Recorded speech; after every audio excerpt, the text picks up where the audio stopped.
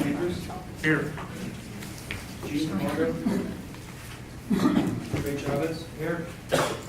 Will Conlon. Here. Don Eastman. Here. Mark Bellman. Here. Blair Fitzsimmons. Charlie Flatten. Here. Vic Hildebrand. Kenneth Eller for Kevin Young. Here. Jay Troell for Russell Davis. Here. John Hyde. Here. Lynn Moore. Here. Doug McGuffey. Here. Dan Meyer. Here. Larry Hamilton. Con Mims. Here. Kevin Pattison. Here. Ileana Pena. Here. Robert Fuente. Here.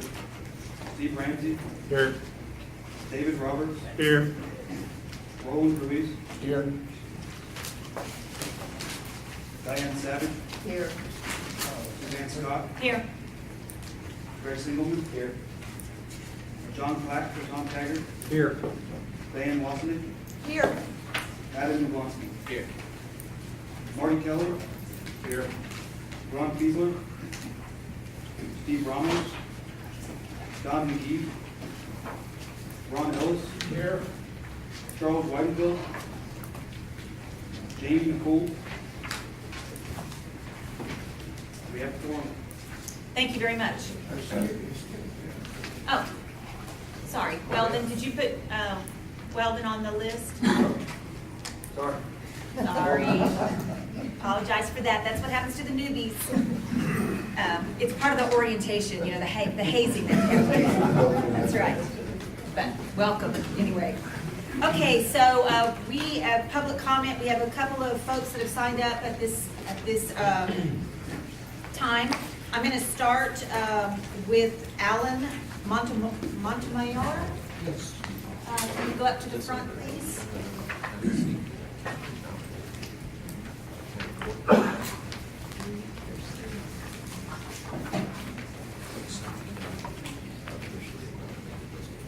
Alan? No, up there. There's a podium and there should be a microphone that's available for you to be heard. And Nicole, you have the timer on, please. How long do I have? I think you have 3 minutes. Okay. Good morning, and thank you for giving me the opportunity to speak with you today. This is my first time before your group. I can see that water in this region is well represented. I wanted to speak to you today about two aspects of the Vista Ridge Pipeline, which you've been hearing an awful lot about. One is the fact that this pipeline is embarking on a what I'm going to call the California model of water. I lived in California for 5 years. I saw what has happened with Los Angeles, grabbing all the water that it can from around the region. I've been in the Owens Valley. I've seen the devastation that has wrought there. I've been at the Hetch Hetchy Reservoir. I've seen what happened to a pristine valley as a result of San Francisco wanting all the water that they could get to fuel their growth. And I've seen what's happened to the Colorado River and the Salton Sea around Los Angeles as a result of untrammeled growth of Los Angeles. And the Vista Ridge project is really a first step towards that California model that will ultimately lead to disaster for South Texas. It will impoverish the area where the water is mined, and I do say mined because they will withdraw more water than can possibly recharge into that aquifer. It will fuel untrammeled growth in hill country. And make no mistake about it, the estimates that SAWS has given for their water requirements are vastly overblown. And SAWS, through combinations of desalinization and conservation, rainwater capture, stormwater capture and reuse, could get a lot more water than they need for the future years. So SAWS estimates are vastly overblown of their water needs, and that water will not be needed by San Antonio. In fact, they're actually trying to sell the water to other entities other than San Antonio, as you guys are well aware. So that, to me, that brings the real need for this into question. And I see this project as really a wealth transfer from the poor and all the ratepayers of San Antonio to the wealthy who have investments in hill country and want to see this business as usual model proceeding. Ultimately, though, if San Antonio and Hill Country continue to grow untrammeled by any limitations, we will see what happened to Los Angeles. And I, as a lifelong resident of San Antonio, do not want to see that happen to San Antonio. The other aspect that I want to speak to is the environmental impact of this project. As the terminus is currently envisioned, the pipeline will cross 19 miles of Edwards Aquifer recharge zone. It will cut deeply into the strata associated with the recharge zone. It will undoubtedly encounter endangered species. None of this has been brought forth yet. I'm sure it will be as the process proceeds. And I'm very curious to see how SAWS attempts to get around whatever limitations there are associated with environmental impacts. However, I forgot to mention, I do represent the Sierra Club in all of this. Sir, could you wrap up? Yes, sir. I'm sorry to go so long. Thank you for your attention, and watch out for our water, guys. Thank you. Okay, and next we have Meredith McGuire signed up.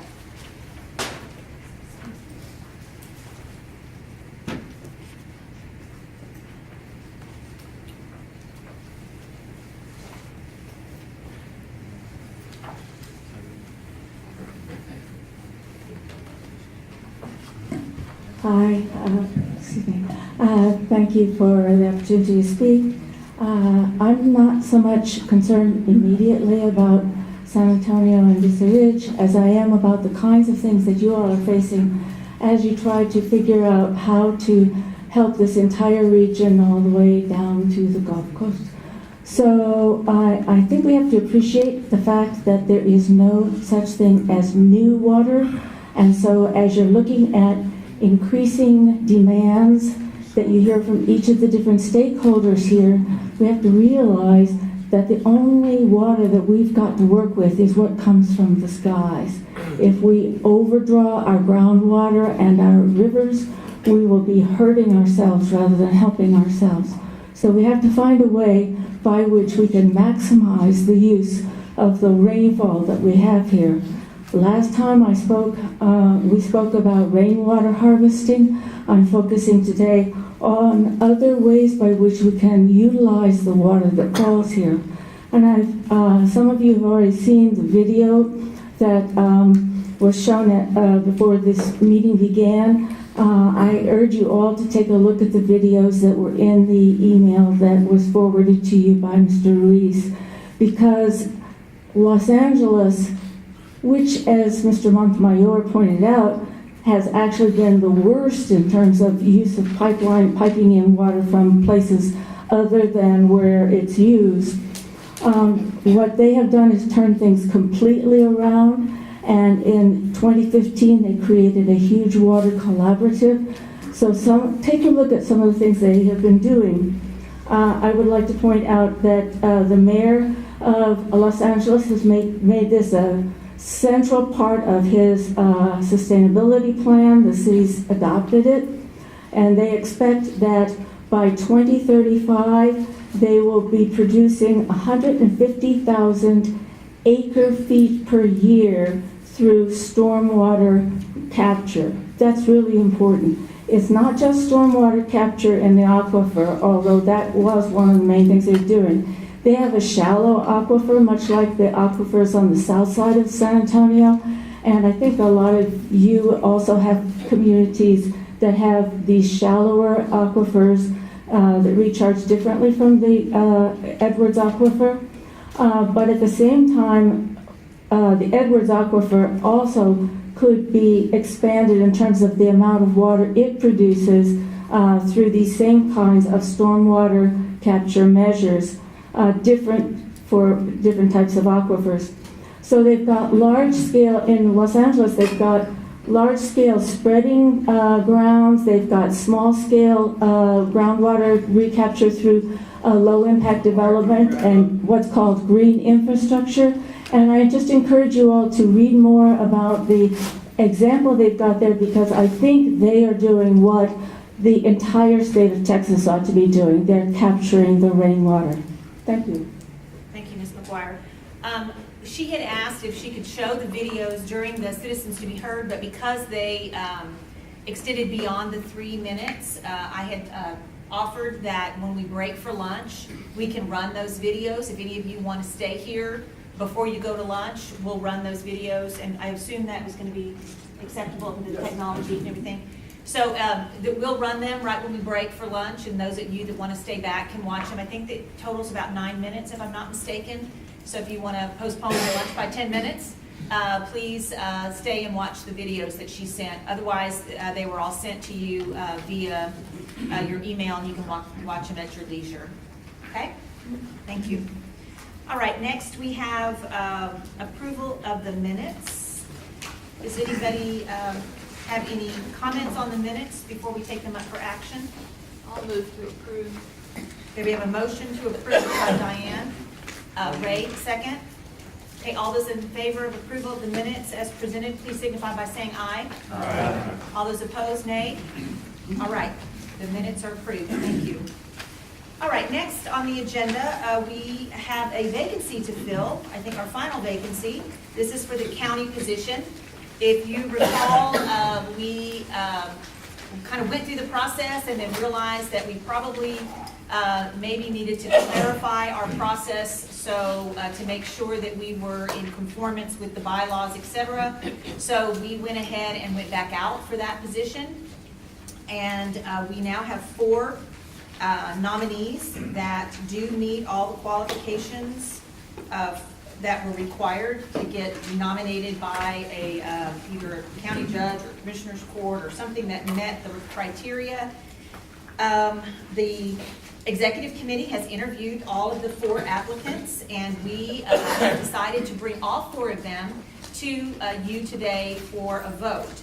What we've asked is that each of the 4 have a couple of minutes to either speak on their behalf or have somebody else speak on their behalf, so that you each can know a little bit about these 4 nominees. And then what we're going to do is put all 4 on the floor for a vote, and then we'll just see who we can finally to get the necessary numbers that would be required. I think it's 16 or 17? 16 that we would need for someone to finally secure the position. So I'm just going to go in the order that they are in your packet. Mr. Youngman, Thomas Youngman from Karnes City is the first in your packet. Mr. Youngman, are you? There he is. I knew I saw him earlier. So we're going to give you, Cole, if you would just set the timer for about 2 minutes and let Mr. Youngman speak. And thank you so much for being here. Sure, that'd be great.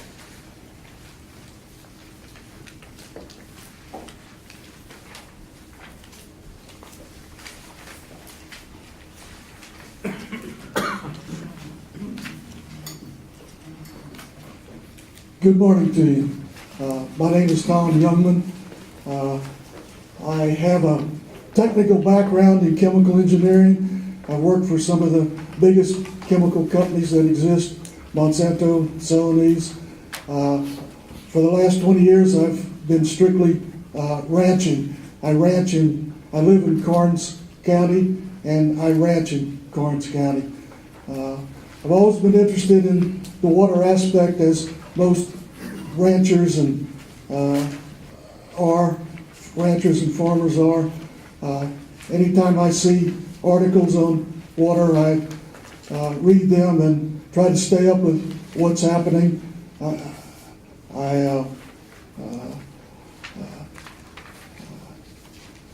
I stay busy, but I'd like to take some time to see if I can do some good for the South Texas region. I grew up in the Castroville, Hondo area, and I've been a Texan all my life, and I would very much like to see any water-starved areas of South Texas. If I could be a member of a group that could bring some water to a water-starved area of South Texas, that would give me a lot of satisfaction. Thank you very much. Thank you, Mr. Youngman. Thank you for your interest. Alan Cockrell.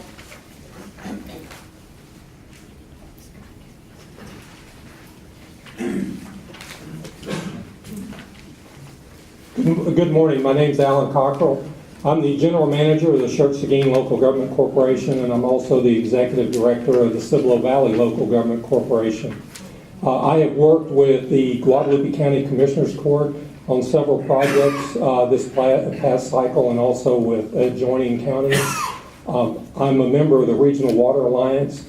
I have been a member of this planning group in the previous cycle, and I request your support. Thank you. Thank you, Alan. Kirk Campbell.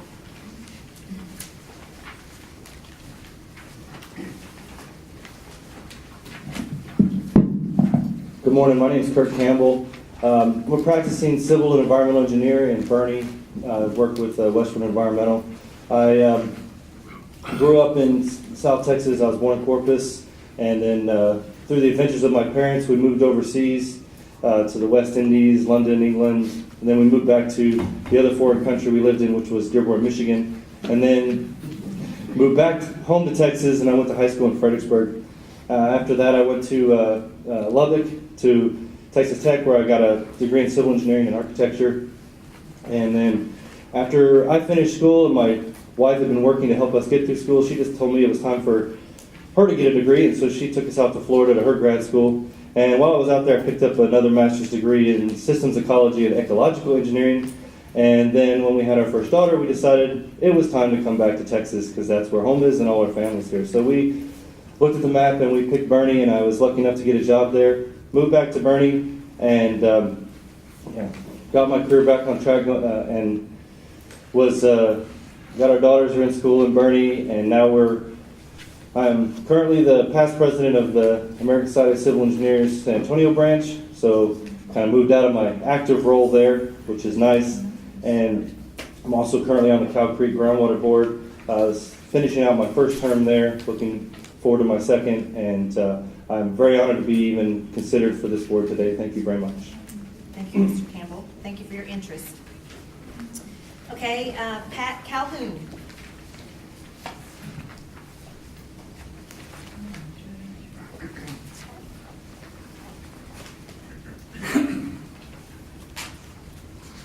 Can everybody hear me okay, or do I need to amplify my voice? I'm a retired Marine, so I'm usually pretty good at being able to speak without. All of my colleagues have a lot of degrees behind their names, engineers, background, and what have you, but this position that we're going for is to represent the counties. I'm the only one that you've got here that actually represents counties, because I'm the county judge of a rural county, Goliad County. So I represent 7,500 people in my county, but I also have a lot of contact with my fellow county judges in South Texas. I belong to the South Texas Judges and Commissioners Association. I belong to the Association of Rural Communities in Texas. I also belong to the Texas Association of Counties, and again, represent and have a lot of close contact with other counties that are like us in our region for the water district. Second of all, I've got an agriculture background. I graduated from Texas A&M in 1980 with a degree in agriculture. I spent 17 years in the Marine Corps until they hurt me bad enough they wouldn't let me play anymore. And so I came home, went back to A&M, got a master's degree in business. I am an active cattle rancher. I grew up doing it, except for the 20 years I was gone defending the frontiers of the empire. When I came home, I've been heavily involved in Farm Bureau. I've been the county president of the Farm Bureau for about 18 years. And I guess that's my story, unless anybody has any questions. Thank you, ma'am. Thank you, Judge. Thank you for your interest. Okay, so with those, and you have the background information here, and Cole has given you all these voting tickets. We're going to put all four of them on the floor since they're all qualified nominees, and then we'll just see if anyone gets the required number of votes in the first ballot, then great, then that person will get selected. If not, we'll take the top two vote getters, and then until we get someone that gets the required 16 votes. Okay, everyone understand? So please put your cast your first ballot here.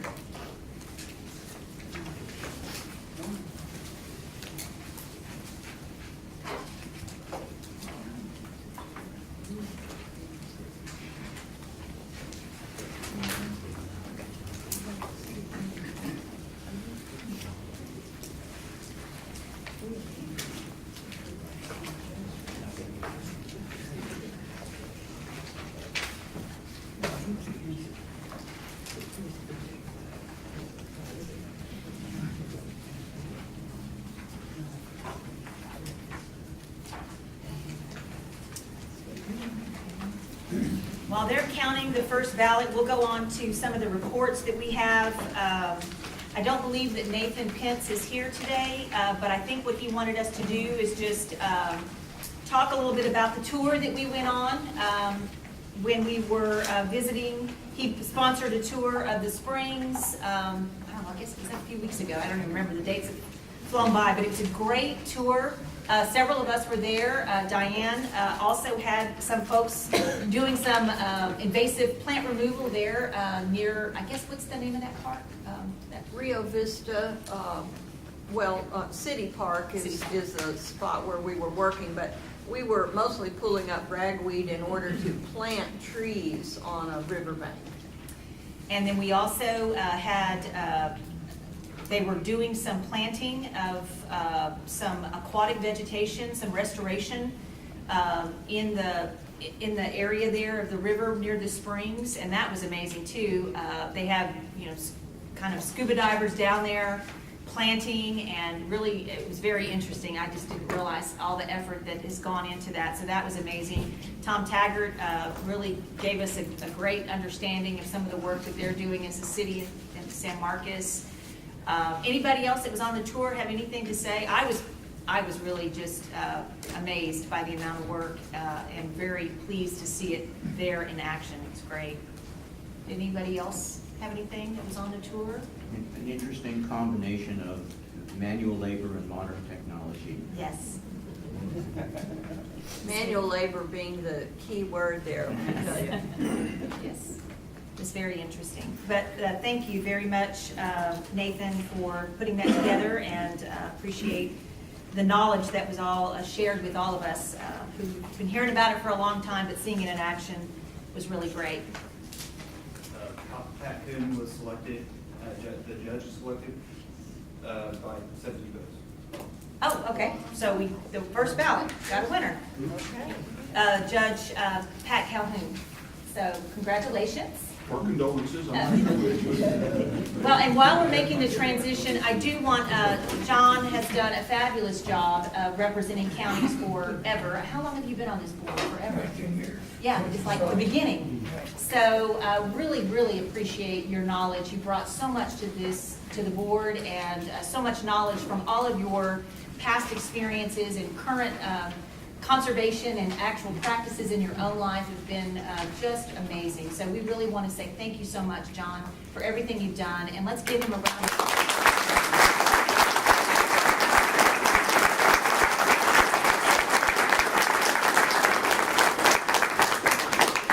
Thank you, John, and welcome, Judge Calhoun. Thank you, sir. And again, thank you to the other nominees. We had just a great group. Mr. Youngman, Mr. Cockrell, Mr. Campbell, thank you so much for your interest, and I hope that next time you stay interested and put your name back in the hat because y'all were just great nominees. We just can't have everybody on this board, but we're glad that we have such great caliber. So thank you for everybody who was interested. Don't leave, John. He can't get He's retired officially. He had to attend one more meeting than he thought he wasn't going to have to. Thank y'all, and thank y'all for going through the process again. Again, we wanted to make sure we got it right, so I appreciate letting us go through that. So now moving on. Anything else on the habitat? Did I say everything I'm supposed to on that, Cole, while you were counting on Nathan's report? Is there anything? I think so. Okay. All right. So next is the status on the BBASC work in the Guadalupe, San Antonio. You have in your packet, we had a recent meeting of the BBASC, and we had some reports on some of the scientific work, scientific studies that are ongoing right now that were funded through the state. But right now, what we're focused on is looking at the membership of the BBASC. We've all been serving for quite some time on that board, and the way that the legislation is written is it's sort of, you're not real sure if there's term limits or you're just serving forever. And I think that we're starting to get a sense that those of us that have been on it forever are realizing that maybe it's time to determine whether or not we're still committed going forward.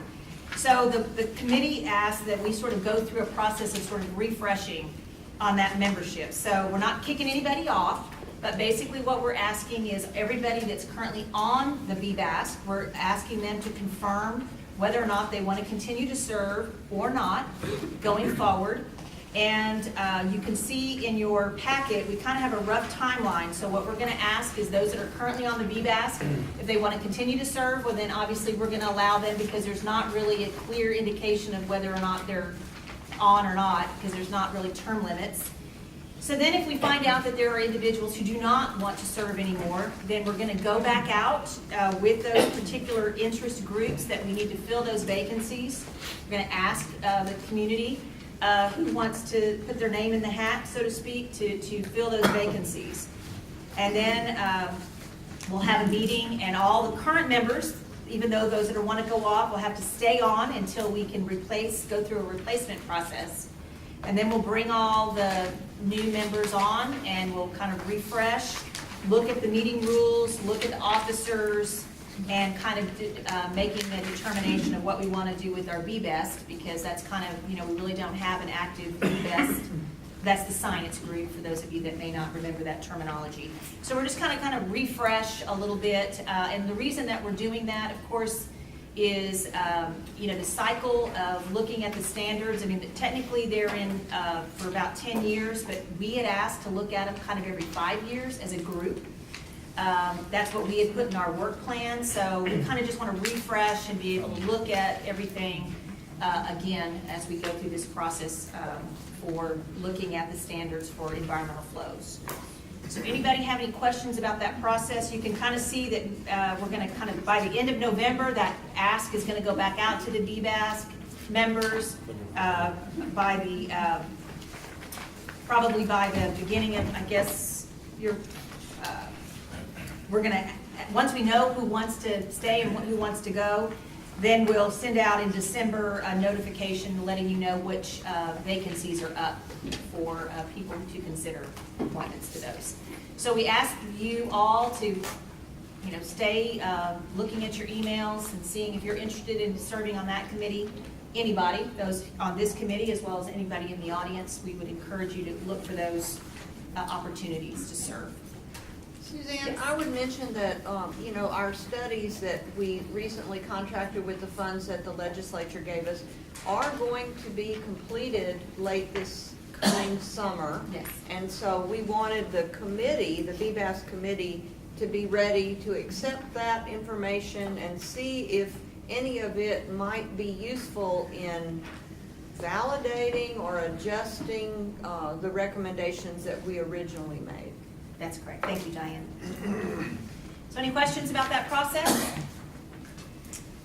All right. Thank you.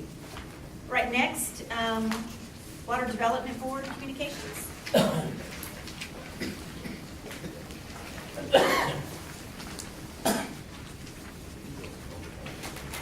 Good morning. I just have a few announcements, updates from the board. The rule package, the update to the planning rules, Chapter 357, the adoption of those revised rules is scheduled for November 17th. If the board adopts those amendments on November 17th, then the new rules will be effective in early December, somewhere around December 8th, depending on when they get published. We're also working on updating the planning guidance, Exhibit C, to the planning contract to reflect the rule changes. And it'll be shared with planning group members for review before it's finalized. But I don't really have a time when that's going to happen specifically. November 17th will also be a board work session on planning. It starts at 1:30 in the afternoon. And we've asked that the chair or a designee from each region attend, but all planning group members and the public are welcome. The topics include, but are not limited to, planning group bylaws, how planning groups fill vacant voting member positions, interest category representation, total number of planning group members, decision-making by planning groups, and meeting frequency of planning groups. We've asked the chairs to RSVP by November 8th, and we're soliciting comments in advance of the work session, and you all have submitted comments this morning. So thank you very much for that.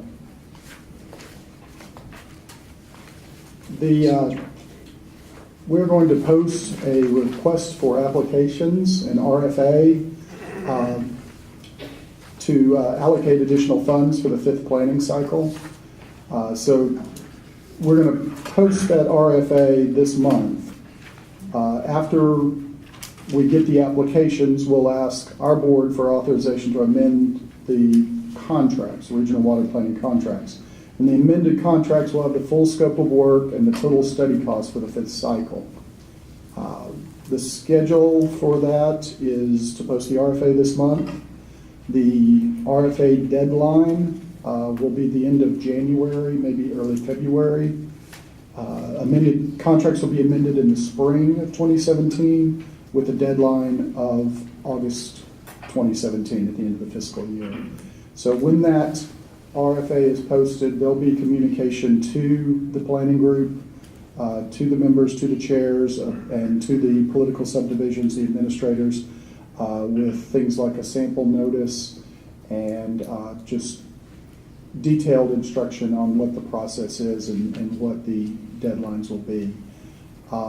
There's an agenda item, I think it's item 13, later on in today's agenda for the planning group to authorize Sarah to respond to the RFA with a grant application and to post notice of that of that grant application. So they'll be asking you to give them the authority to do that. We're working on a Planning 101 presentation, and it should be ready for the February meeting. So that's something to look forward to. It'll cover the planning group responsibilities and the planning process. It'll be helpful for new members. It'll be helpful for members who've been here a while and may still have questions about that. The methodology review, at the last meeting, Kevin Kluge talked about that. It's a methodology review for irrigation, power generation, and manufacturing demands. The review has been completed and was sent out to some stakeholders who helped with initial review of the review. And it was sent out yesterday to those stakeholders, and my understanding is that it'll be sent out tomorrow to planning group members and chairs. So there'll be information there about how the board plans to, the method that the board plans to use to develop demand projections for this cycle for those non-municipal water uses. And those population and demand projections, the schedule for all of those has not changed from the last time we talked about it. I'll be glad to go over that schedule, but the next key dates on that schedule are December 2016, we expect the draft population and municipal demand projections.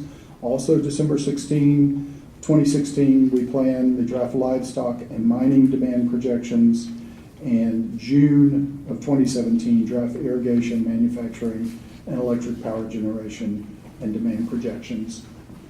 The board will make those projections available to you all to start working on and reviewing and determine whether you want to request any amendments to those projections. That's all I've got. Are there any questions? Was there anything on the rule changes, given the feedback that you received since our last meeting and through the process, that changed anything significantly that's going forward to the board? There were some changes made. And since it's still in process, they're not done yet.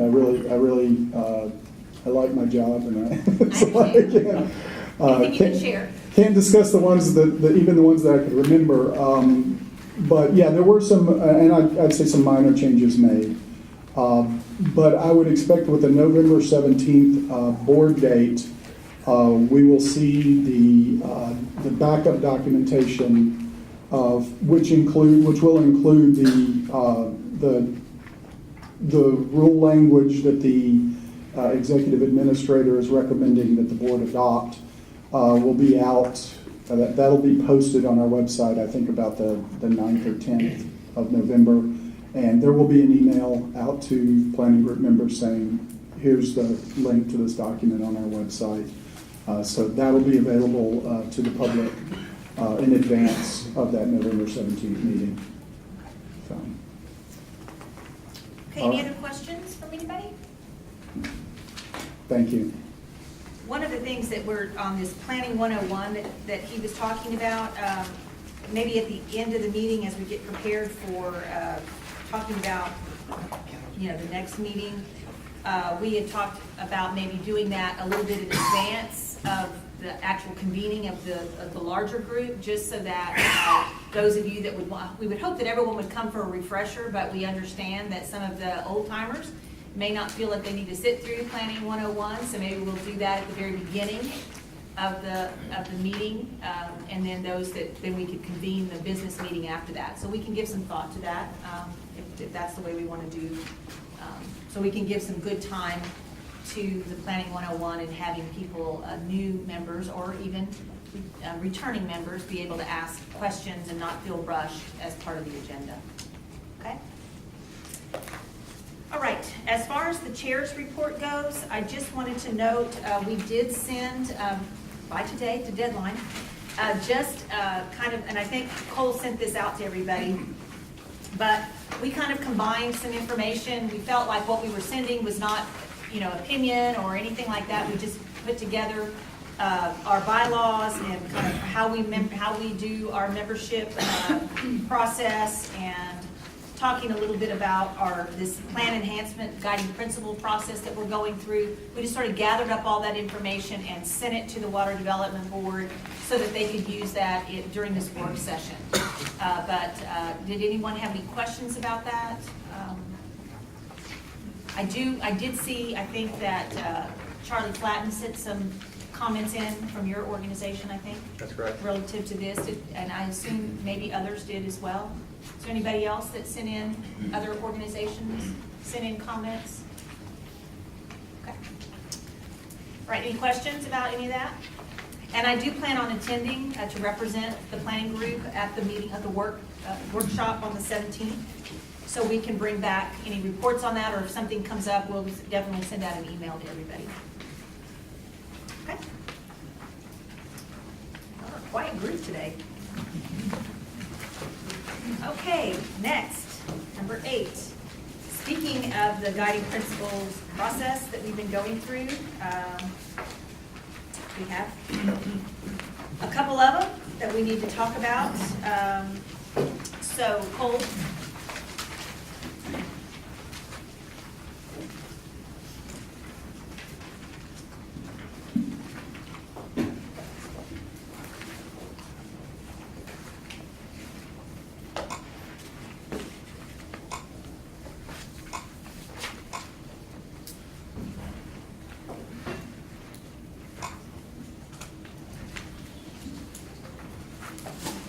So I just wanted to think in the past, we talked about whenever we adopt these guiding principles, going back and reviewing them just to remind the planning group what's been decided on, so that those discussions aren't just left kind of in the dark towards the end of the planning process. And while we develop these, it's good to kind of go back and just know what we've talked about so far.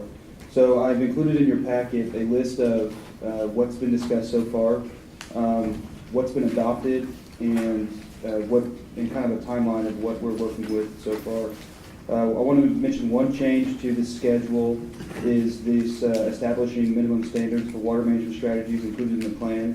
This was part of the discussion at the last planning cycle that kind of evolved out of the discussion about influencing water development plans and permitting entities.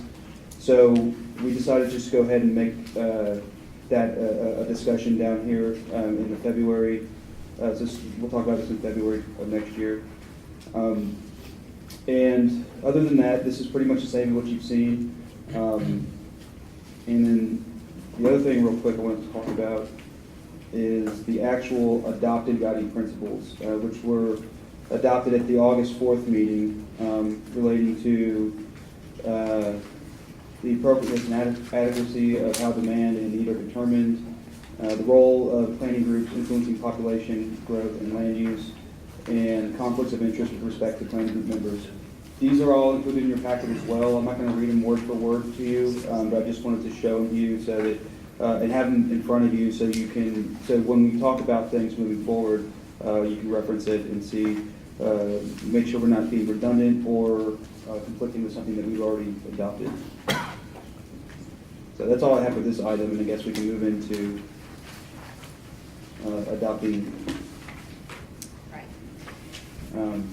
So item number 9, we'll move away from item 8, that's just a review, and he will do that each time so that we keep in front of you the things that we've, put forward and what we've already acted on, just to keep it fresh. So the way that we do this, for those of you, Judge Calhoun and probably Mr. Riggs, what we do is we bring up an item and then we discuss it. And then we, go through process, the executive committee looks at it, then we bring it back for action at the next meeting. So you have a couple of bites at the apple when it comes to these particular discussions. So this time, we want to, under number 9, we want to go back and look at the 2 that we had discussion about at the last meeting. The executive committee has looked at these 2 and are bringing forward the draft that you have in front of you for your consideration. On the 2 items, the role of the planning group in influencing water development plans of water supplies, and then the role of the planning group in influencing permitting entities. So we will start with the first one. And this was based on a lot of the conversation that we had last time. You can read it here, but it's the role of the planning group is to ensure water needs are met with identified potentially feasible water management strategies. It is neither the responsibility nor the role of the planning group to influence or interfere with local water planning decisions. In the absence of a potentially feasible water management strategy to meet an identified need, the planning group will evaluate and report the social and economic impacts of not meeting the identified need. So we'll put that one on the floor for comments. Yes, ma'am. Blair and I were both discussing that at the end, the last sentence there where it says, the group will evaluate and report the social, it should include environmental and economic impacts. Okay, sure. That's a good one.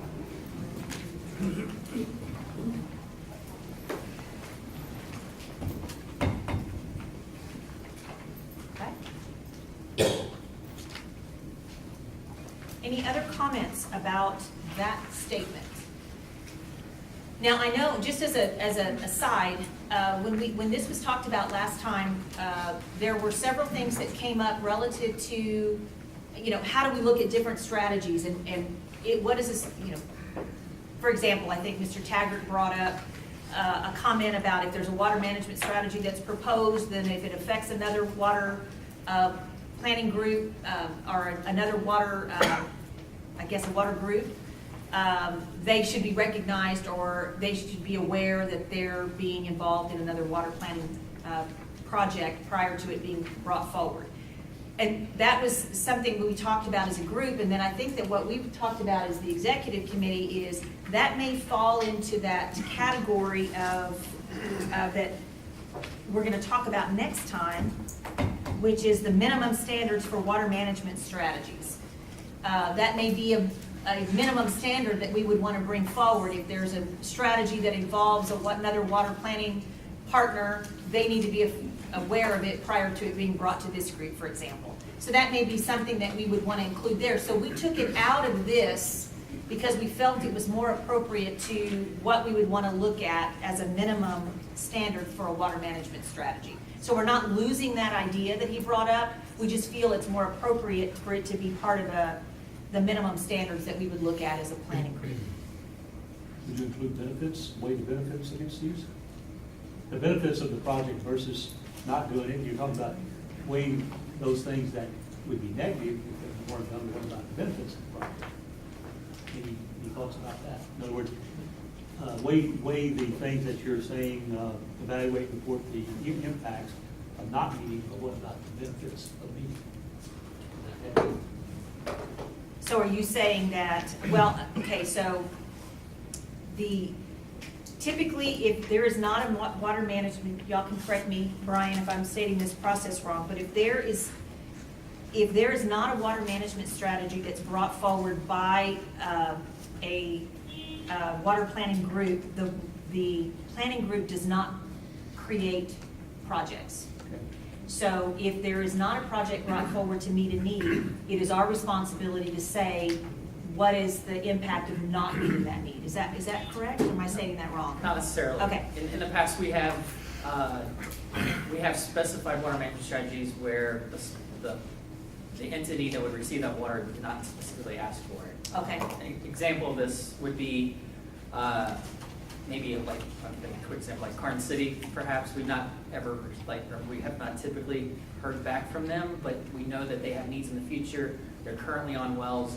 They're most likely new water management strategy to be a drill a new well or 2 new wells in the future. So we would specify that without their input. Okay, so in that sense we do. So then what he's suggesting is then our last sentence here doesn't need to be expanded to What the benefits of the project would be. if we added a project. If you, So, Well, the benefit would be meeting the need. okay. yeah. Or the projected need.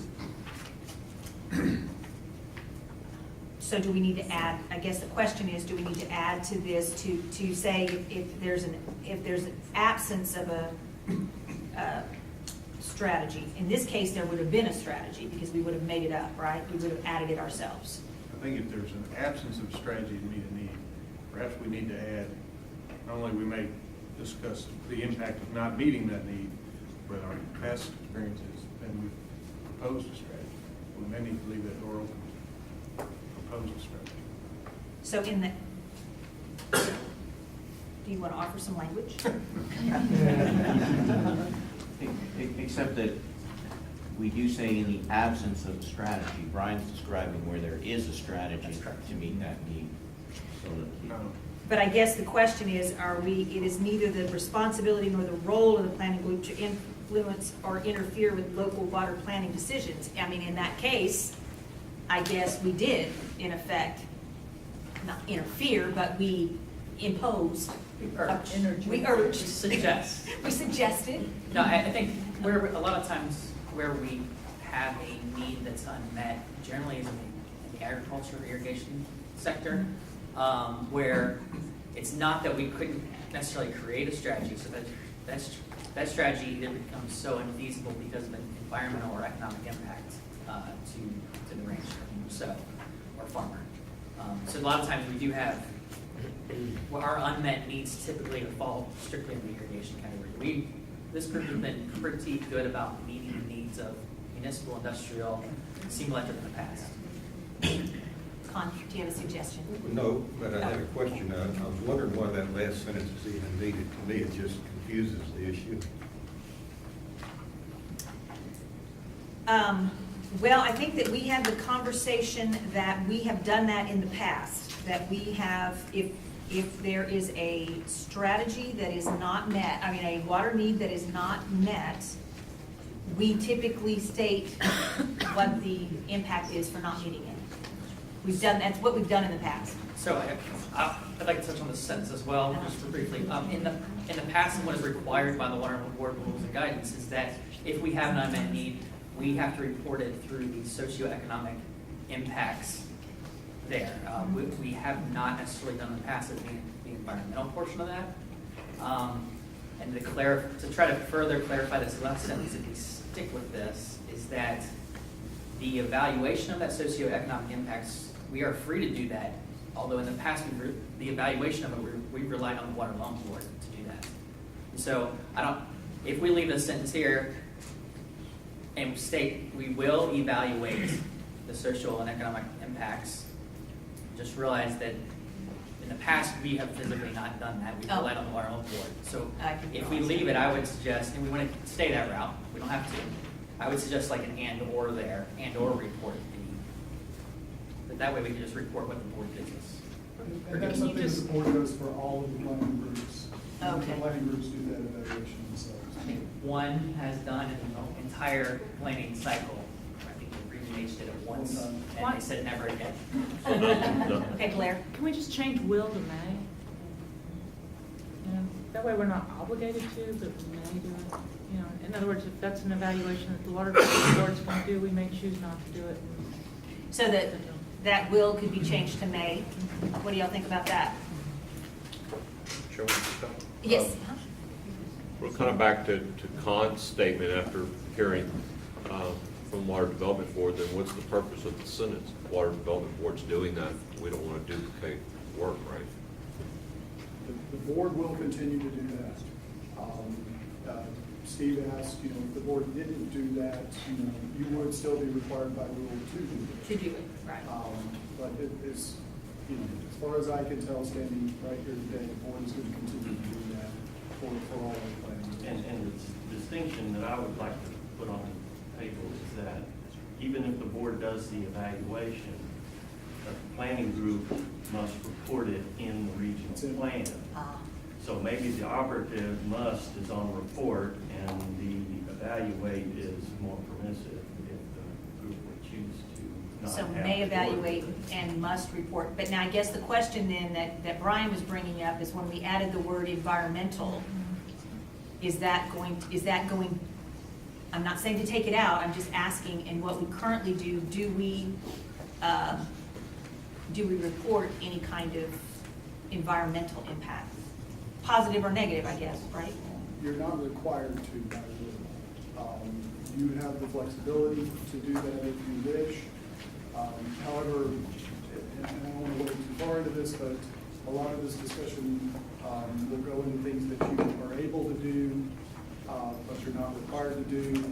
But it's important to remember that you have to accomplish the things that you're required to do with the limitation of the planning funds that you have available.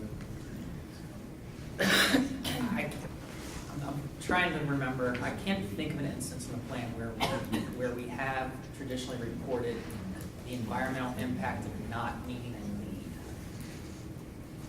But I'm open to it. If that's something you want to do.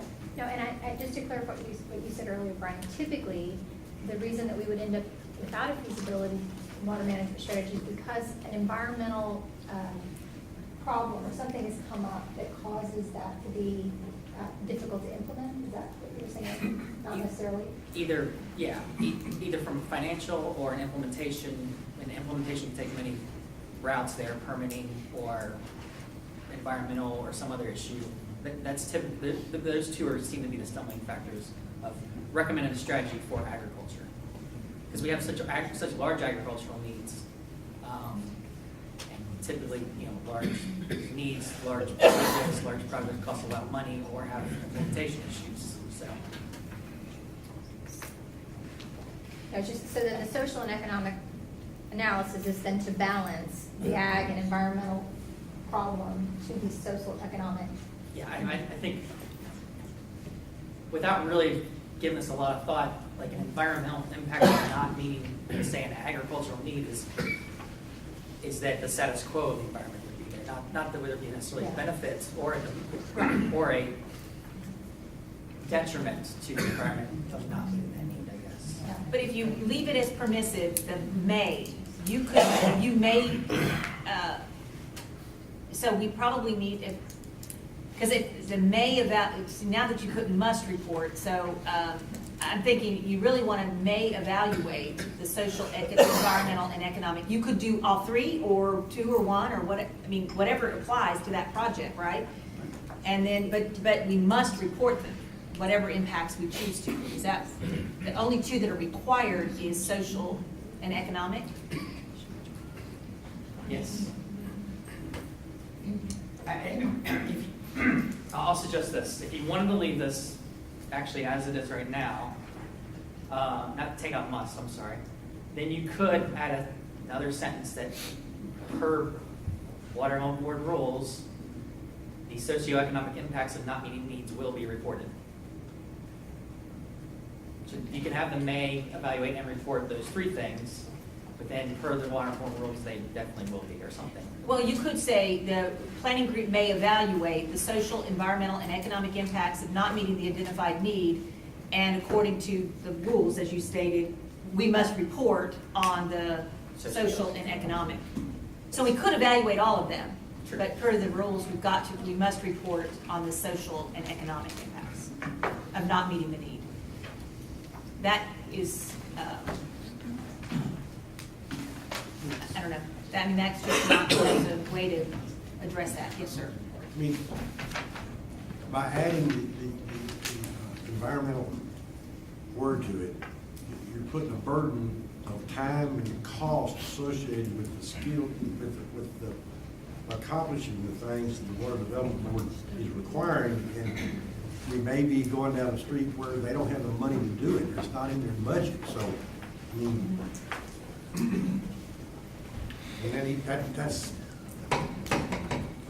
That's why it's not required. That's why it says may. It just may. If we determine, if they come up and say, if our consultants end up saying that environmental assessment would be cost prohibitive, then we obviously we would have to consider that as a group to determine that. It's not a mandate. Okay, let me go Roland and then I'll go to Con. Yes, sir. Do we need to state in the guiding principle what we are already required to do by rule? In other words, can we just say we may do this in addition to what is required by rule? That's a good idea. It's a good point. Okay, so he's suggesting that the last sentence is not needed because we're not stating what we have to do in other rules. Don't take a hold on, highlighting way too much there, that last sentence. But then what we need to do is take out then and report in the sentence ahead, above it. Because we're not gonna necessarily, or is it, We may do that in addition to what's required by. oh, okay, Texas I see Water what you're Development. saying, okay. So we can leave it there, may evaluate and report. And then just say impact is required by Texas Water Development Board. You got the impacts, all the impacts of the report on. Well, I mean, but whatever it requires of us, we don't need to state in the guiding principle because it's understood, we're gonna have to do that. Or you could say, if to make it clear, you could say, may evaluate and report as necessary the social, environmental, and economic. That way, we're not stating by rule, I mean, if you want, I don't know. How about, will report and may evaluate? Yeah. Just swap the words around a little bit. I mean, really what you're doing is your may report is an option, but you're required, I mean, may evaluate. Will report It's and may required evaluate. report, so it's just, and report as required. Just put as required as after report. Report as required, Yeah. okay. No, yeah. As required. So there would be a parenthetical report, comma, as required, comma, right? Yep. After, yeah, right there. Okay, so we did not address, though, the issue that was brought up before that Tim was talking about, is do we need to state that we can and have developed projects to meet needs that maybe have not been proposed by others? Since we've done it in the past, do we want to note that here in what our, how do we want to address that issue? That was getting back to the issue that you brought up and that he mentioned. Wouldn't that be counter to the second sentence? To do so, I mean, I don't think those two can exist in different things. Assuming you think influence and interfere includes proposing a water management strategy for somebody. Right, well, that's what I'm asking, because if we've done it before, I mean, essentially the Karnes County thing, we're basically saying here, we wouldn't necessarily be able to do. Suzanne? I think the plan is a planning document. We can suggest water management strategies. That doesn't mean we're interfering one way or the other with a local entity's ability to choose to do that option or not, right? Did you go back to Karnes County in that case, and did you say, we put this in the plan, are you okay with that? Or did you just do it? When we did the two-phase survey, the part 2 of the survey, we listed strategies we were planning for you. Let us know, you know, and they gave them the option to say yes or no. I'm using current city now just because it's on my head, but Yeah, okay. and that may or may not be the case. Yeah, there's quite a few of these instances across the planning Yeah. group, particularly with the smaller water utilities, so it's not isolated. So whatever we do agree here is going to be applied in a more general broad sense, yeah. And could I ask Suzanne, as I recall hearing from you previously, we need to fill in those gaps. We can't let them go unfilled. We can have unmet municipal needs, but we better have excuse my language, good damn reason. Why not? And we have to report that, or otherwise the water board will be all over us. But I mean, technically, I mean, these guiding principles are supposed to really set the how we're going to approach these things. Let's just assume we haven't had this, but let's just assume a major metropolitan area, let's say SAWS just decided not to meet a need. I mean, I'm not saying they would do that. We haven't had that problem in the past, but let's just state I mean, that's a radical example of this. This guiding principle would basically say that we can't do anything about that. I mean, we're basically saying we're not going to influence or interfere with the local water planning decisions, and if they choose not to meet a need, well, we're going to accept that. And we wouldn't, I mean, obviously. So I'm just trying to make sure that in that sentence, because we have to assume a situation that we have not yet seen, if this is our guiding principle. So is that statement accurate? And I guess we didn't really, you know, now that y'all brought this up, we really didn't think about this at the executive level, but I think it's a good point we need to talk about. So, because we're saying, you know, we wouldn't, in that case, really do anything about it, if it was the local planning decision to go without being a need. Well, we are obligated to report it. You know, we're not obligated to give them a solution, but we are obligated to report it, which is the role. So are you saying our role is to ensure water needs are met or identify unmet needs and report? That's what I'm hearing. Clarification then, does that mean that our plan would go forward without all the needs being met? And is that, and then don't we get dinged for that? We do, as I understand. Yeah. So, how can we not do this? I think we just need a sentence that, you know, is vague enough that gives us the flexibility. The ability, our ability to fill that in if, in the absence of, or if the local authority does not respond after 2 contacts or something. Could you say it is ordinarily neither the responsibility nor the role, and then, but in the absence, we will do what we will do. Okay, so. Then you don't completely divorce yourself from the process. Let's see.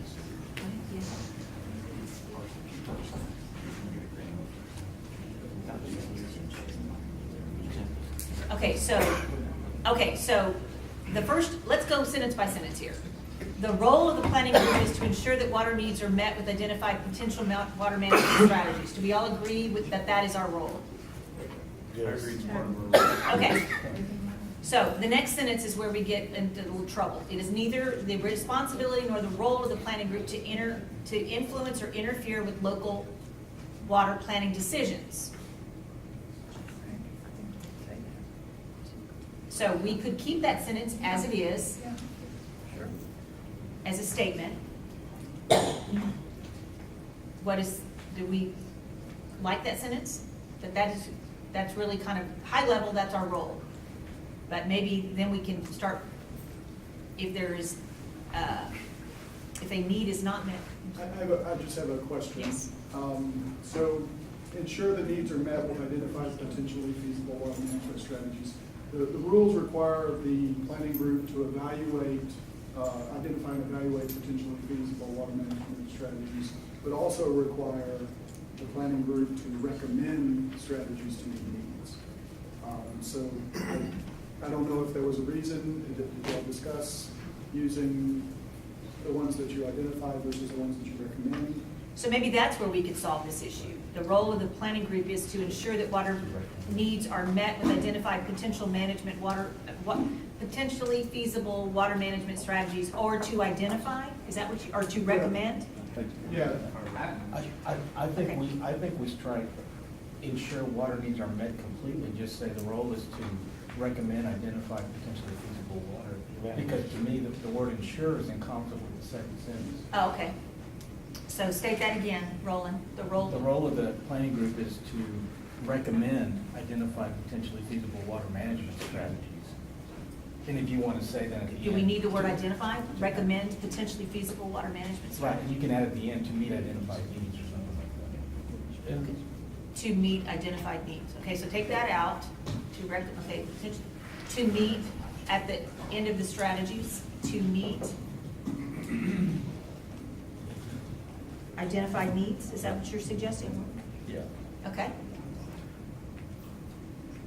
All right, do we like that?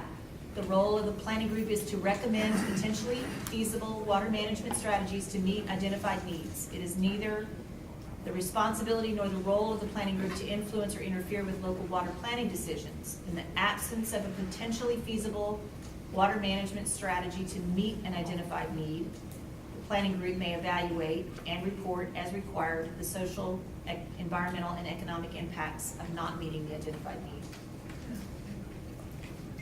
I don't know if Yes, you sir. need this, neither the responsibility or the role of the Scout Act to influence or interfere with local planning decisions. If we're gonna recommend a strategy for an unidentified need, I mean, unfulfilled water management, we're gonna make that recommendation, right? Well, I think when we had the conversation last time, there were some, I think the concern was that if we don't really get into telling the local communities what to propose. If they want to propose a project, then they propose the project. We don't necessarily tell them they can't, I think is what was the issue last time. So in those needs that do not have a water management strategy, put forth, the regional water planning group may recommend If nothing, yes. water management strategy. For the purposes of our regional water plan, we're not gonna go before them and advocate that they do it or not. Right. Yes, sir. When we evaluate the projects and we list them by their, what's the process, we number them, whether, they're number one on the list down to number 20. We're not influencing that by doing that evaluation. Yep. That's sort of an influence. Whether we like it or not, it's influencing them, so I don't know if it's fits with that second sentence or not. I know what we're saying, we're not trying to say you can't put the project in the plan, but when we evaluate them and we decide which one's gonna be number one, which one's gonna be number 100, we are influencing that project one way or the other. Well, I think we influence it if we don't make it a recommended, right? Versus a, what's the other terminology? Alternative. Alternate. So there are some Yes, that's ways true. where we don't Thanks- interfere. It can be Thanks in for holding there, us but- accountable. Yes, I understand. Our decision does, okay. All right, so focus is on that second sentence. It is neither the responsibility nor the role of the planning group to influence or interfere with local water planning decisions. It is suggested that we do that by the recommendations in the first sentence. What is the thought of the group? Keep us out of trouble, maybe just take out to influence for, and just keep interfere. That's my comment is, I would just say it is not the role to take out the word, the responsibility. It is not the role. It is not the role. Now, that kind of parallels the first one, the first sentence. So the proposal is to change that to, it is not the role of the planning group to influence or interfere. However, we may do it by, With water management strategies. okay. With But local- whereas no water management strategy exists, we may, I'll stop there, evaluating. We're not interfering with anybody's water management strategy or anything. Right, their decisions. It's just where there is no water management strategy, we want to Okay, recommend, evaluate, or whatever. okay. So you're saying that we need to add something to the the third sentence, when it says, in the absence of potentially feasible water management strategy to meet an identified need, the planning group may propose a project, propose a management strategy, and may evaluate and report as required the social, environmental, and economic impacts of not meeting the identified need. Do we need to add it there? The planning group may Suggest. what would be the right word? Why would you say that again? Well, because that's what our practice has been. If there is a Blank. if there is a identified need without a management strategy, we have in the past recommended one. I guess maybe I was looking at it that you're already saying that if you don't have a potentially feasible water management strategy, then you're going to go ahead and evaluate and report as required, and then you'll, the impacts of not meeting that identified need. To me, it kind of meant that you already have. It's already there. Okay. It's already there. Okay. I accept that, because it said it in the first, it says it in the first sentence that we're going to recommend strategies. So y'all want to look at this again? Is there, I mean, obviously it'll come back, today we'd like to adopt this, but if y'all feel uncomfortable adopting this, we can always bring it back next time if you want to think about it a little bit longer. It's up to you, but this is currently I up think for. I would like to think about it a little longer. I'm not sure the wording here is really what, I need to go back and look at the public comments where all this comes from. Okay. To make sure that we have addressed the concerns that the public brought up at the end of the 2016 process. So if y'all don't mind, I would like to have the time to do that. I disagree. I think we need to move on with it, and the reason behind it is because you're gonna keep on talking about this, and you're gonna keep on going, and you're gonna keep on going. If everybody is on board with this, I mean, I don't think it's gonna detract from anything that you might find in other reports. It's just a basic comment that this is what we do. So, I mean, that's just my 2 cents. Because I think I'll spend about 25, 30 minutes already. Yes. You know, your statement of saying that it's what we've done in the past, and sometimes that sends chills down my back when you say, well, we've always done it that way. I know. The first sentence says the role of the planning group is to recommend potentially feasible water management strategies, et cetera, et cetera, et cetera. Where did that roll? Is that a mission statement that we were given from the Water Development Board? Okay. It's required. So that's what we have to do. Yes, sir. Okay, is to recommend potentially feasible projects. Yes. So, you know, if that's what we have to do, then I think what we need to do is go down and say, down into the second sentence, it's not the role to influence or interfere with local planning decisions in the absence of a potentially feasible water management strategy. That's where you need to focus on picking up the difference, because you're already being told from up above, your mission statement is to do X. Now, we're saying down here at Y, in the absence of one, this is what we've done, and this, you know, you may not go into this is why and all of that, but focus your effort on that, not above it, because you're already doing what you've been told to do. Yes. So I guess what the judge is saying is there anything in that third sentence that we would need to add to based on our role currently? To me, the way I'm reading this, this does not address our ability to fill in a blank. I think we need to be more explicit about that. Otherwise, we could get, criticized for making suggestions when it's not clear here. It says we're going to evaluate. It doesn't say we're going to make suggestions in the absence of a strategy. Well, it says we're gonna evaluate the impacts of not meeting the need. Nowhere in here does it say we're gonna insert a project. Well, that is what I think the proposal was from Roland's change at the front, is that the first sentence says that. It is our role to recommend potentially feasible water management strategies to meet identified needs. It doesn't say in that sentence, based on what people give us. I mean, that gives us the opportunity to recommend potentially, regardless of whether it came to us from someone or we make it up, or we come up with our own recommendations. I think the change that Roland was proposing is that it's more encompassing the first sentence. It gives us that flexibility to take what we're given by others and recommended, or things that we may decide that we feel need to be analyzed and recommended.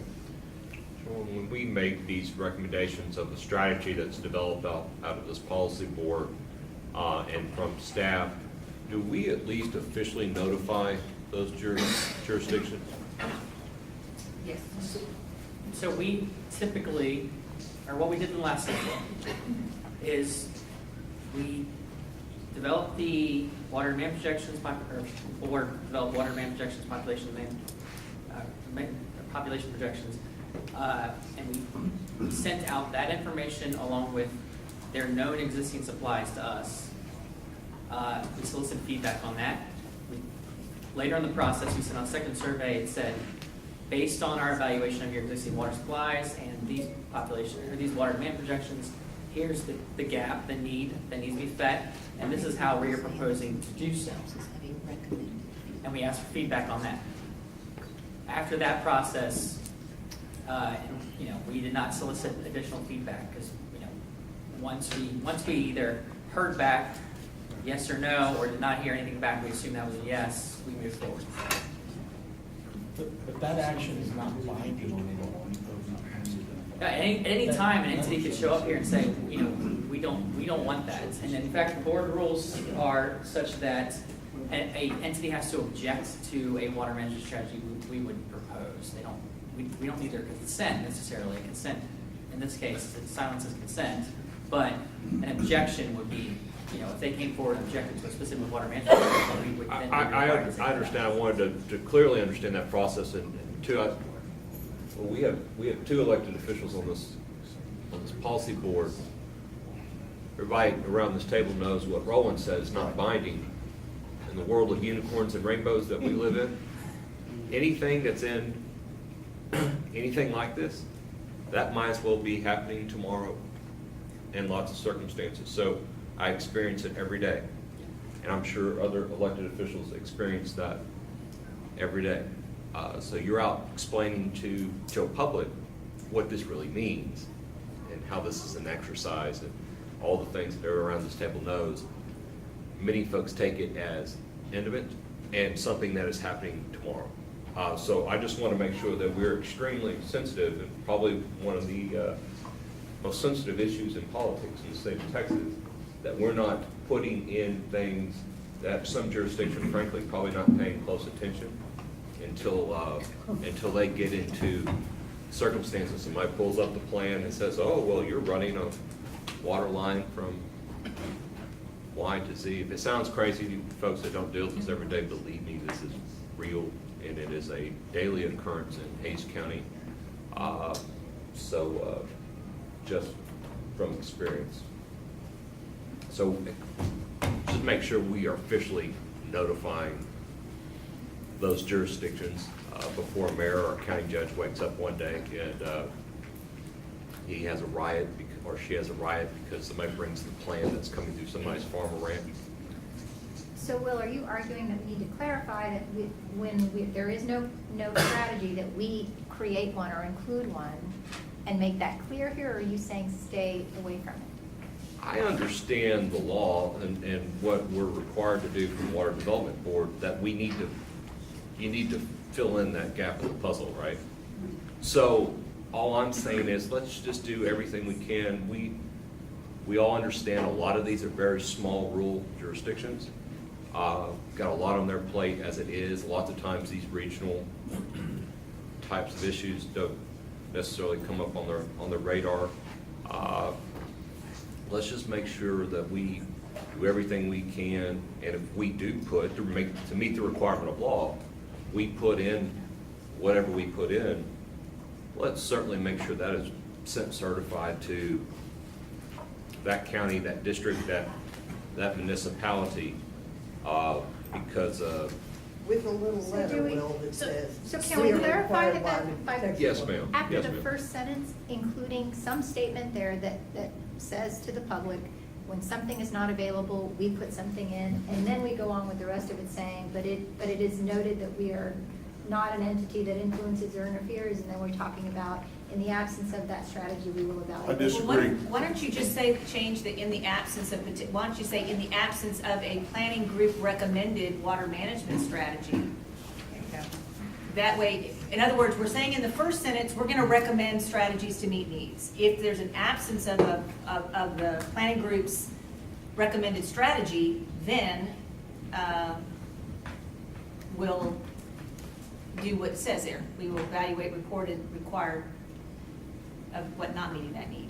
And so that's, there you're saying, we didn't make a recommendation.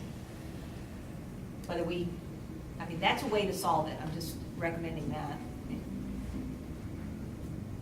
I'm sorry, yes, Mr. Ms. Scott, I think y'all had it right the first time, when you first wrote this thing. Because you're talking about, if you change it right there to the recommend, you're saying you want to recommend something that's not necessarily, you don't need to recommend.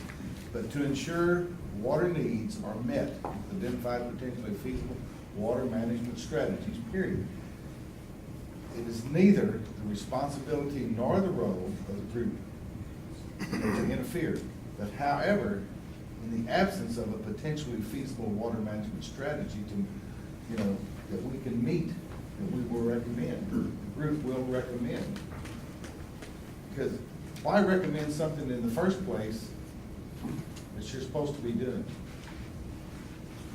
Yeah, I don't I go disagree back- with that. I'm just saying that whoever we're making a recommendation for, let's just certify them and let Well, them. I think we're talking two different things here. What you're saying absolutely is let people know, if you're gonna be playing in their sandbox, let them know that you're gonna be playing in your sandbox. That's right, Judge. But what we're talking about here is a guiding principle. And the principle is, we've been told that we're going to ensure that there's recommended strategies or feasible management strategies are met. And I'm looking at here instead of down here. But the other part of it is this is what we're telling you we're not going to do. If you put up a strategy, then we're leaving it alone. That's the strategy. So we're not going to interfere with it if you've already done it. And then the third sentence is, in the absence of a strategy, okay, we're going to evaluate and report as required social, environmental, and economic impacts, period. And my understanding, this is basically just a reflection of the law, so what are we continuing to talk about? Is the Well, law. because again, we've had some confusion about this a lot, about what really is our role. So the idea that Con in his administration, he wanted us to go through a process, which I think is a great one, of determining these guiding principles. So all planning group members, as they go through this process, will kind of understand, as well as the public, understanding what our role is. So Why? that's why we wanted to, because sometimes the documents, the rules Sure, are sure. very, legalese, and people don't read through them, and it's complicated, and. Sure, I think it's important to clarify, and I like what we're doing here, but basically just translating in English what the legislature manages is in control of and has told us to do the law. Nothing wrong with that, but there's not a lot of interpretation beyond that. I mean, it is what it is. So why don't we just put that in English for Joe Sixpack and the general public so they can understand it, which I think this is, and move on. And I agree with you. The only thing I'm a little nervous about now by using the word recommend, because there are 3 different categories of water management strategies. Some are recommended, some are not. some are alternatives, or whatever the three categories are, and some need further study.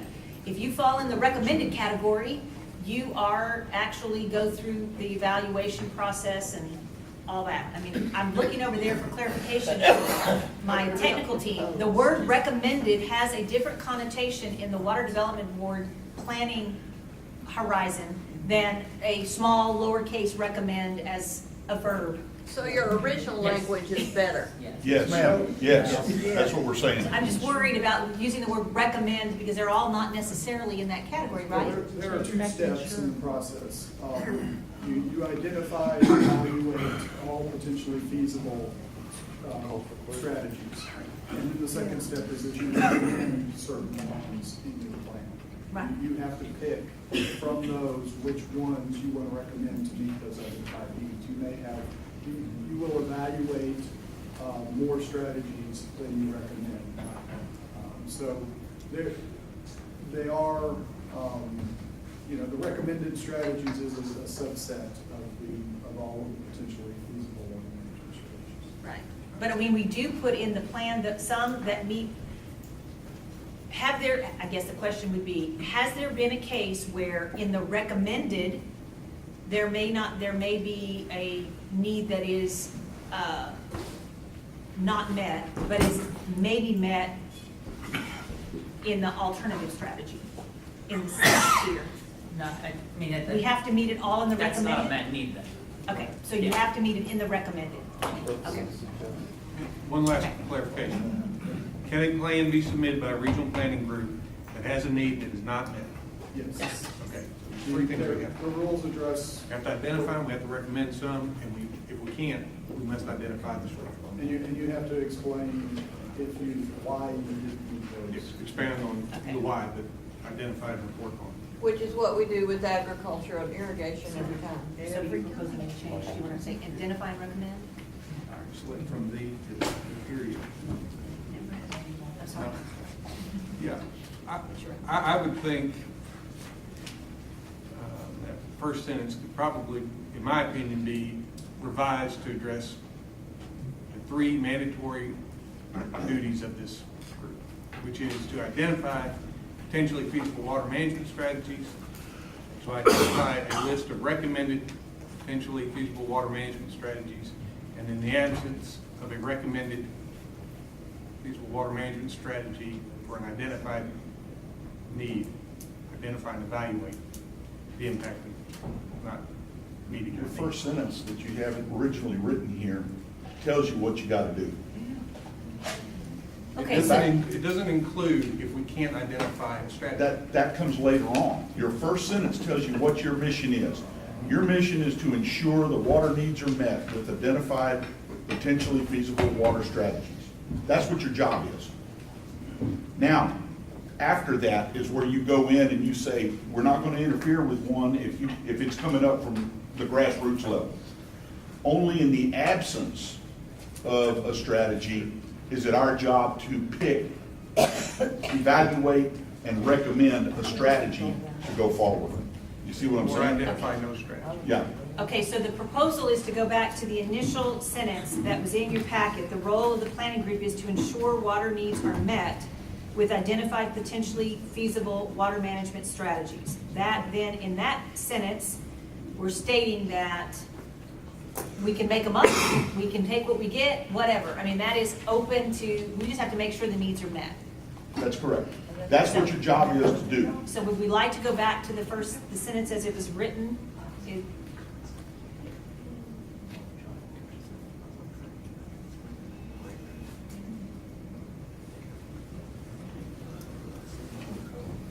Okay, we're gonna put this back in, and then I think we're just gonna go around and see if we've got some consensus on this language or not, and then we can figure out.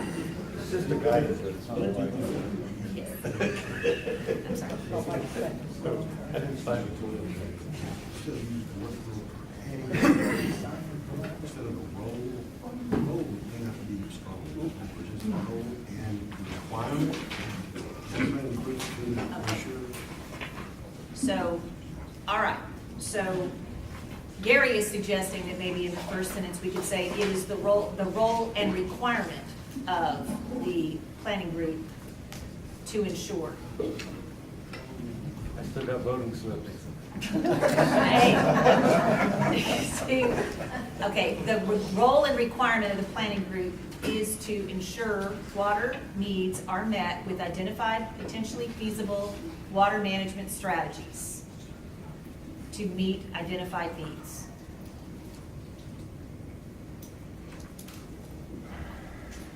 You want that last part in there? It's kind of redundant. Okay, we Ensure can the take water that out. and Okay, we'll take that out. It is, Talking about the roads. it is not the role of the planning group to influence or interfere with local water planning decisions. Let's balance the first sentence. I like So- that. Okay, so it's our role and then it's not our role. Okay, that's cool. And then in the third, because we're sort of getting to what you're saying, what we do, what our role is, what we don't do, and then the third one is if there is not, in the absence of now the original word is potentially feasible water management strategy to meet the identified need, the planning group will, et cetera. So we could go back to the original language, a recommended potential water management strategy. So we're sort of gone full circle here. I move we vote on what's on the screen right now. I agree. Okay. The original? Well, it's a little What is- slightly reserved. What's right slightly. there right Yeah. now. Okay, We just added environmental. okay, I just want to make sure that we want to try to do these water management strategies by much as consensus, these guiding principles by as much consensus as we can possibly get. So, I would like to see if there's any concerns by anybody about what's written in front of you. Are there any concerns that we need to put on the table? I don't think we can have a Gary's requirement in there just because that's not what we do. I'm sorry? We need to take out, I think we need to take out the and requirement because right now with ag, we're not meeting the identified needs. And our role is to, and our goal is to, but we're clearly not required to because we don't. Okay. Are you okay with that? Yeah. All right. From his vantage point, I can certainly understand. Any other concerns with what's written there? Okay. Without hearing any concerns, can we, by consensus, adopt this guiding principle here? I'm not hearing, I'm seeing I'll head. make a motion. Do we need? Second. All right. Roland made a motion. Glenn has a second. Is this, are we going sentence by sentence? I'm sorry, I stepped out. Is this for the whole thing, or are we going Just the sentence by top one, sentence? just number one at the very top, that's it. I've asked if there was any concerns, I didn't hear any concerns. So now, since we've been adopting these officially, I have a motion on the table and a second. All those in favor, please signify by saying aye. Aye. Any opposed, nay. Excellent work, thank y'all very much. This is exactly what we're supposed to be doing. Okay, now let's go to the second one. So, let's just read, so the role of the planning group is to ensure water management strategy. I just want to make sure we don't have any extra words in that top one. Did you proof it there to make sure it is not the role of the planning group? Okay, it is the absence, because I know we did a lot of cutting and pasting. Okay, all right. Now, let's move into the role of the planning group in influencing permitting entities. So, decisions made at the planning group level are non-regulatory and are intended for planning purposes only. While some decisions made by the planning group could inevitably affect some decisions made by the governing boards of permitting entities, it is neither the responsibility nor the role of the planning group to influence or interfere with the regulatory decisions made by the governing boards of permitting entities. And that was pretty much what we could get as an executive committee from the comments that were shared at the last meeting. So I'd like to open this up for discussion. So how would this wording address if somebody tried to force the Regional Board into that role that we say we don't have. You Give know, an if example. somebody used us to go to, say, TCEQ and say, they've given us their approval, Regional has, so you need to listen to them.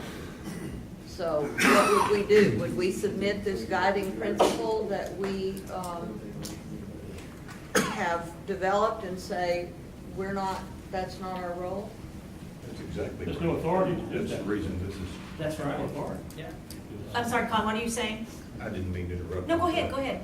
I'm saying today, and that is exactly the reason we want this guiding principle, so that we can take it to whoever wants us to go try to influence a permitting agency. We can say, we as a planning group have adopted this principle, and this is how we operate. Thank you, Con. I'm asking this question to clarify it, not to argue against the language. Okay. I wanted to make sure that everybody understood who's on this board that that's the purpose of this. Okay, any other comments about this language? Any concerns expressed? Am I hearing any concerns? Make a motion. Okay, all right. Second. Judge Calhoun moves, Mr. Middleton seconds. All those in favor of accepting this guiding principle, please signify by saying aye. Aye. All those opposed, nay. Great. Thank y'all very much. Okay, now we get to the next group, the next couple of areas where we're going to talk about in our guiding principles. On number 10, discussion and appropriate action regarding the following components of the 2021 plan enhancement. The first one is the adequacy of evaluating the plan's effects on freshwater inflows to the San Antonio Bay. And the second is the adequacy of environmental assessments of individual water management strategies. We had asked Brian to kind of give a little primer on what do we do currently as it relates to these evaluations. So we're gonna tackle these individually. So, but just for order of process here, I'm gonna give a quick just refresher on what we've traditionally done in terms of evaluating these two environmental situations in the plan. Linda Jimenez is here from Jimenez and Associates to take notes, and we have two folks from SWCA Environmental here to help the discussion along once we get into that. Also, Mr. Ellis from the Water Board is here. He'll talk about what's required of you from an environmental standpoint. So, just real quick, I actually have the entire plan on my disk here. I'm going to pull up a second here. Now, just while you're pulling that up, just I know for Mr. Riggs and Judge Calhoun, again, what we'll do on these two, because this is just the brainstorming, right, for kind of what we want to put together, then we'll try to craft some language and then we'll bring it back. So we're not having to act on these today. These are just brainstorming on these two new areas of guiding principles. Okay? I can't remember, Suzanne, if you've ever explained for the benefit of the new people, is that the whole reason we're doing the guiding principles is because there was a lot of public comment with certain things that there seem to be common themes in multiple public comments about the way we plan. And so instead of trying to address all of those with changes to our plan, or to even get into a discussion of all that stuff at the end of the plan, Con, in his wisdom, suggested that we discuss these at the beginning of the next planning process. And I'm not sure we said all that. If we did, I missed it. Well, thank you for that. And also, we put it in our chapter 8. Chapter 8? Yes. Policies and recommendations, or policies and, recommendations. Yes. That we were going to go through this process. So it is because of the public comment that we received and really trying to make sure that as we start this next planning cycle, we kind of are all starting at the same place. So So with regard to evaluating the plan's effects on freshwater inflows to San Antonio Bay is the first topic under this agenda item. On a specific water management strategy basis, we typically have not done that in the past. Looked at one individual water management strategy's effect on the freshwater inflows to the bays and estuaries. However, in Chapter 6 of the plan, which is the effects of the plan on the natural resources of the region, we go through a process which we lovingly call cumulative effects of the plan. And essentially, it's a rather complex diagram here that talks about how we evaluate, we put all of the recommended strategies in the year 2070, or whatever the last decade of the plan is, in this case 2070, into the plan as if they were all implemented. So we live in some sort of nirvana world where in 2070 we're in drought conditions, we've got every person who's the water mill board and the state field are going to move to the area, are here, we have large water demands, and we've had to implement all these water management strategies, and they're all up and running by 2070. What would the effects on the natural resources of the region look like? And so we put all those strategies into the various models, in this case, the 4 groundwater models. And then we also, we report information on the groundwater, drawdowns and or spring flow information for all of those. Then we also put any effects that the groundwater may have on surface water into the WAM model, which is the surface water model, as well as all the surface water projects or anything that might affect surface water into the WAM model. And we run the WAM model. And from there, we generate graphics at strategic points along the rivers and all the way to the estuary. And that's this kind of bubble down at the bottom here, which is we report the in-stream flow and estuary inflow changes. And what that looks like at the estuary level, if I can zoom down there for a moment, since we're talking about freshwater inflows. Almost there. There we go. At the Guadalupe estuary, we report 2 graphics. One, this is median monthly inflow under the baseline scenario and with the full implementation of the regional water plan in the year 2070. And so what you have is a simulance of today's conditions in the white bars, month by month, and then you have with the plan in place with the black bars there. And you can see the changes there that in this example, the flows in a typical median flow month of May without the plan would be around 130,000 acre-feet in a month, and with the plan it would be around 125,000 acre-feet a month. So you see about a 5,000 acre-foot per month decrease in a May. And you can look at any given month there and see the changes. The other thing we report right now is we take all the inflow for every month of the simulation, 672 values, and we rank them from high to low so that you can see with and without the plan, across the entire flow spectrum, how flows may change. And in this case, looking at this, you see there's not a lot of changes here, but in the kind of the middle range there, from say 25% of the time to 75% of the time, you do see a decrease in flows into the estuary slightly because of the implementation of the plan.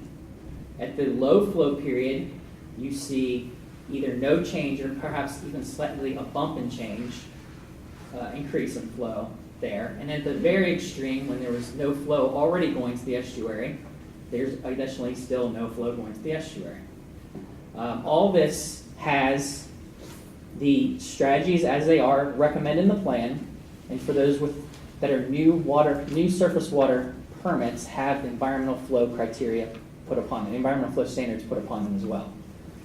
And so this is typically what's reported. There's not a lot of description that goes along with this. It's just a quantitative measure, output from the run, that is reported. We, again, have SWCA folks here to discuss this. If you guys have questions about what we could do in addition to this, I will tell you, and Mr. Ellis can tell you what's required of you, but I can tell you right now, of all the regional water plans, we probably do the most in terms of reporting this. So I'll turn it over to Mr. Ellis to tell you what's required of you. I'll try to keep this pretty high level. We can dig into detail and specific rules if you like. There are, as far as the, in 35734, which discusses or gives the requirements for your evaluations of potentially feasible water management strategies. There is a requirement that the evaluations must include the following analyses, and one of those is a quantitative reporting of environmental factors, including effects on environmental water needs, wildlife habitat, cultural resources, and the effect of upstream development on bays, estuaries, and arms of the Gulf of Mexico. Those evaluations have to consider the environmental flow standards adopted by TCQ, and in the absence of standards, then use the criteria, planning criteria adopted by the board for water planning instead. There's another requirement in 35734, a discussion of each threat to agricultural or natural resources, including how the threat will be addressed or affected by the water management strategies.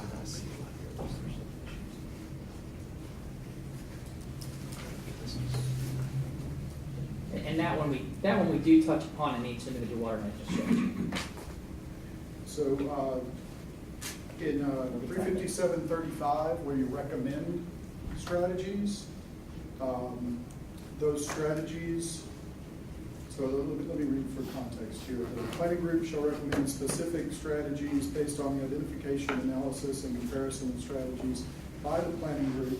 The planning group determines are potentially feasible, so the cost-effective water management strategies that are environmentally sensitive are considered and adopted unless the planning group demonstrates that adoption of such strategies is inappropriate.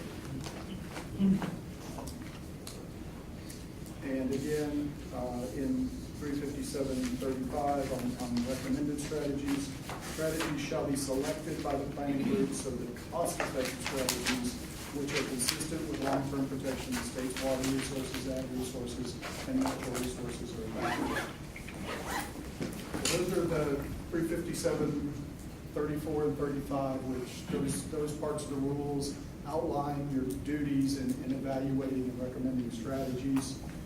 There's some other, in the impacts of the regional plan, which is 35740, the regional water plan shall include a description of the impacts of the regional water plan regarding, and there's a list there, and one of those items is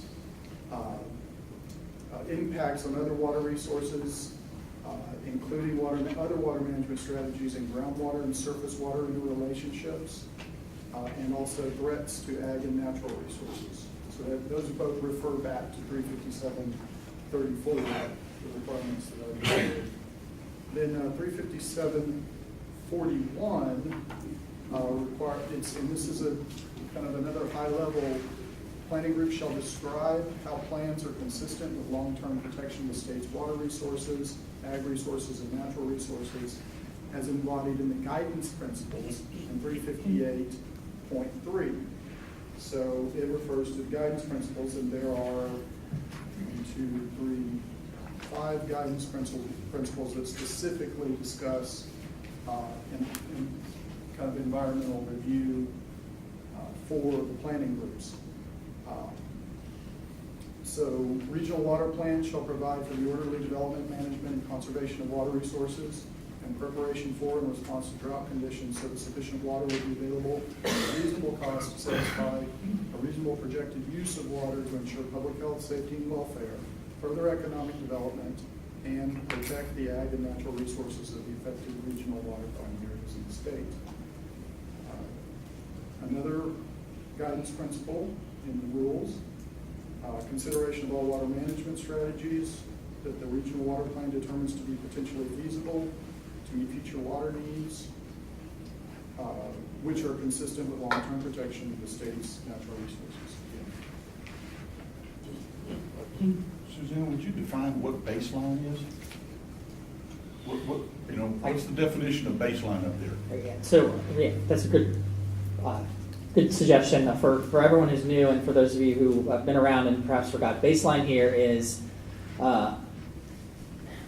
it's the full utilization of current water rights as they are permitted, and no effluent discharges. So essentially, it's a flow condition consistent as if everyone in the basin were using their full water rights that they're authorized to do so, and no effluent discharges were being made.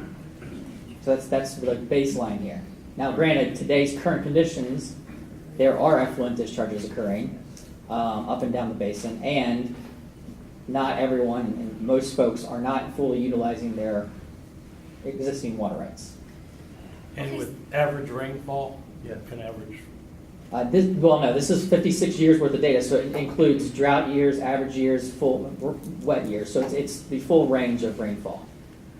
Okay, so then to explain that though, there are water management strategies that were proposed that utilize some of the water rights that are already that are existing. So do you double count that? I mean, I don't understand if the regional water plan, that's the dark line, is utilizing a water resource, a water right that has previously not been used. You show in the baseline it's used, and then in the... When the needs are calculated, it is assumed that water rights are being utilized to their full extent, that they are reliable and available from the source. And so to that extent, the need is calculated. What has to be met by future water management strategies is calculated assuming that entity has fully utilized what they already have. And we can pick one that has the surface water right if you wish, and I can give you a quick example, but let's say City of New Braunfels, for example. They have, I'm not sure if this is the case or not, they have a water permits that total X, right? Currently today, they may only be using half of that. Right. When we calculate their need, though, we look to see how they own the full water right. We look to see how reliable that entire water right is, and that gets applied to their demands, subtracted off their demands to calculate the need. So new strategies that they're looking to implement in the plan only fill in the gap between their demands and if they had previously fully utilized all their water rights. It doesn't matter that they're not fully using them today. But in the future they could. Yeah, that's right. In the future they could fully utilize them. So there's no water management strategy necessarily there. There's no water management strategy to say use your full water right. But in the baseline, you're saying they are fully utilizing. That's correct. And the needs are calculated that way. Okay, so question, and this is a little, so how well, because the question here is how well are we evaluating the plan's effect on freshwater inflow, but how well does the baseline, at baseline, how well are our estuaries doing with that level of inflow, if the baseline were utilized? This planning group has not taken that step yet of taking these flows under baseline or with the plan and say the estuary is performing adequately, inadequately, superbly, drastically awfully. Yeah, because that really makes this hard to determine, because if we're comparing it to a baseline and we don't know how the baseline affects the estuary, then what you're showing me here is all well and good, but doesn't that make it a little difficult to evaluate? Yeah, and I'll just add this, the black line here, or in the black bars as well, the gray line and the white bars, is the baseline. Those are indicative of what is legally allowed to happen today. Without issuing any new permits, without anyone, no one's legally required to discharge their effluent. So that's the situation that's portrayed with this gray line and or white bars here. So, Suzanne, doesn't this get to the BBEST and what the BBEST? So can you remind us what the BBEST determined about this? Well, yes, and let me ask Con first, and then I'll tell you about the BBEST. Well, I think Ileana was touching on an important point here. I believe Ron would agree that in our 2016 plan that we adequately evaluated our plan's effects on the freshwater inflows to San Antonio Bay. by virtue of the fact that they accepted the plan. I think the question before us is how much further beyond the basic requirements do we want to go? Right. And then that opens up a whole list of different things that we could possibly discuss, but this is where we need to focus. And, you know, I'm sorry, I'll just add one thing, is as you start talking about how much further you want to go, realize there are budget ramifications to that. And if I can add something, the board in its rules does have a guidance principle specific to inflows. So I can, let me quickly give you all that particular guidance principle. So consideration of environmental water needs, including in-stream flows and day necessary inflows, including adjustments by the planning groups to water management strategies to provide for environmental water needs, including in-stream flows and B&E needs. So consideration shall be consistent with adopted environmental flow standards under Chapter 298 in basins where standards have been adopted. So that's the baseline for the board's rules. Is that, well, I'll put my BBAS hat on just for a moment, but, okay, so when one of the things that came up when we were coming up with our standards is that we were trying to understand, we understand that the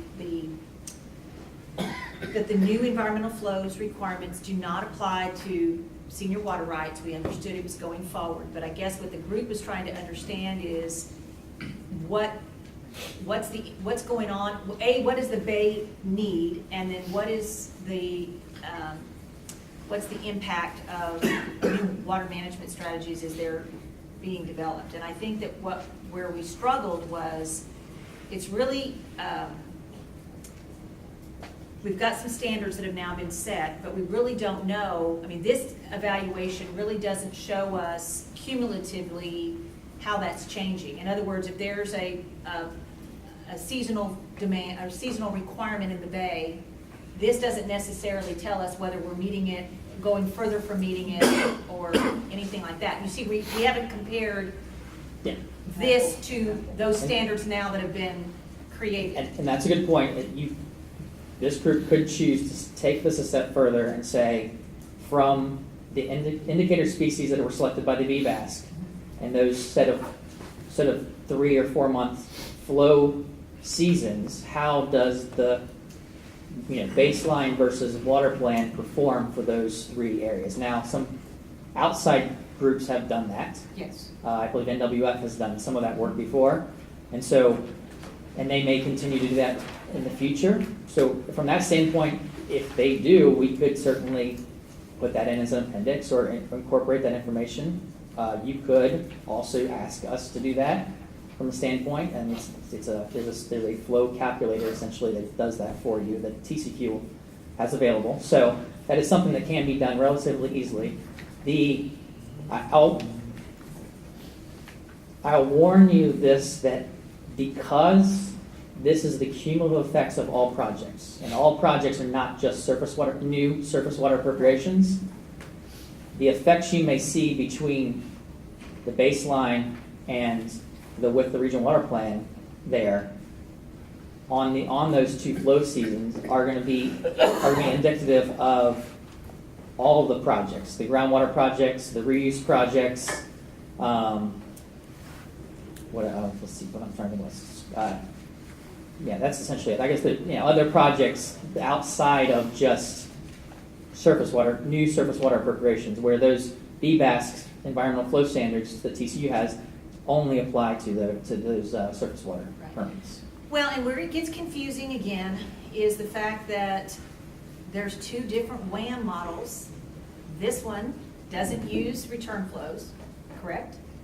No, there's only one WAM model now, and it's just how you choose the run that you use. There's different runs, right? Yeah. Because when we looked at it from a VBAS perspective, we wanted to get a sense of what are those return flows, because they were meeting a need. I mean, but here we don't necessarily.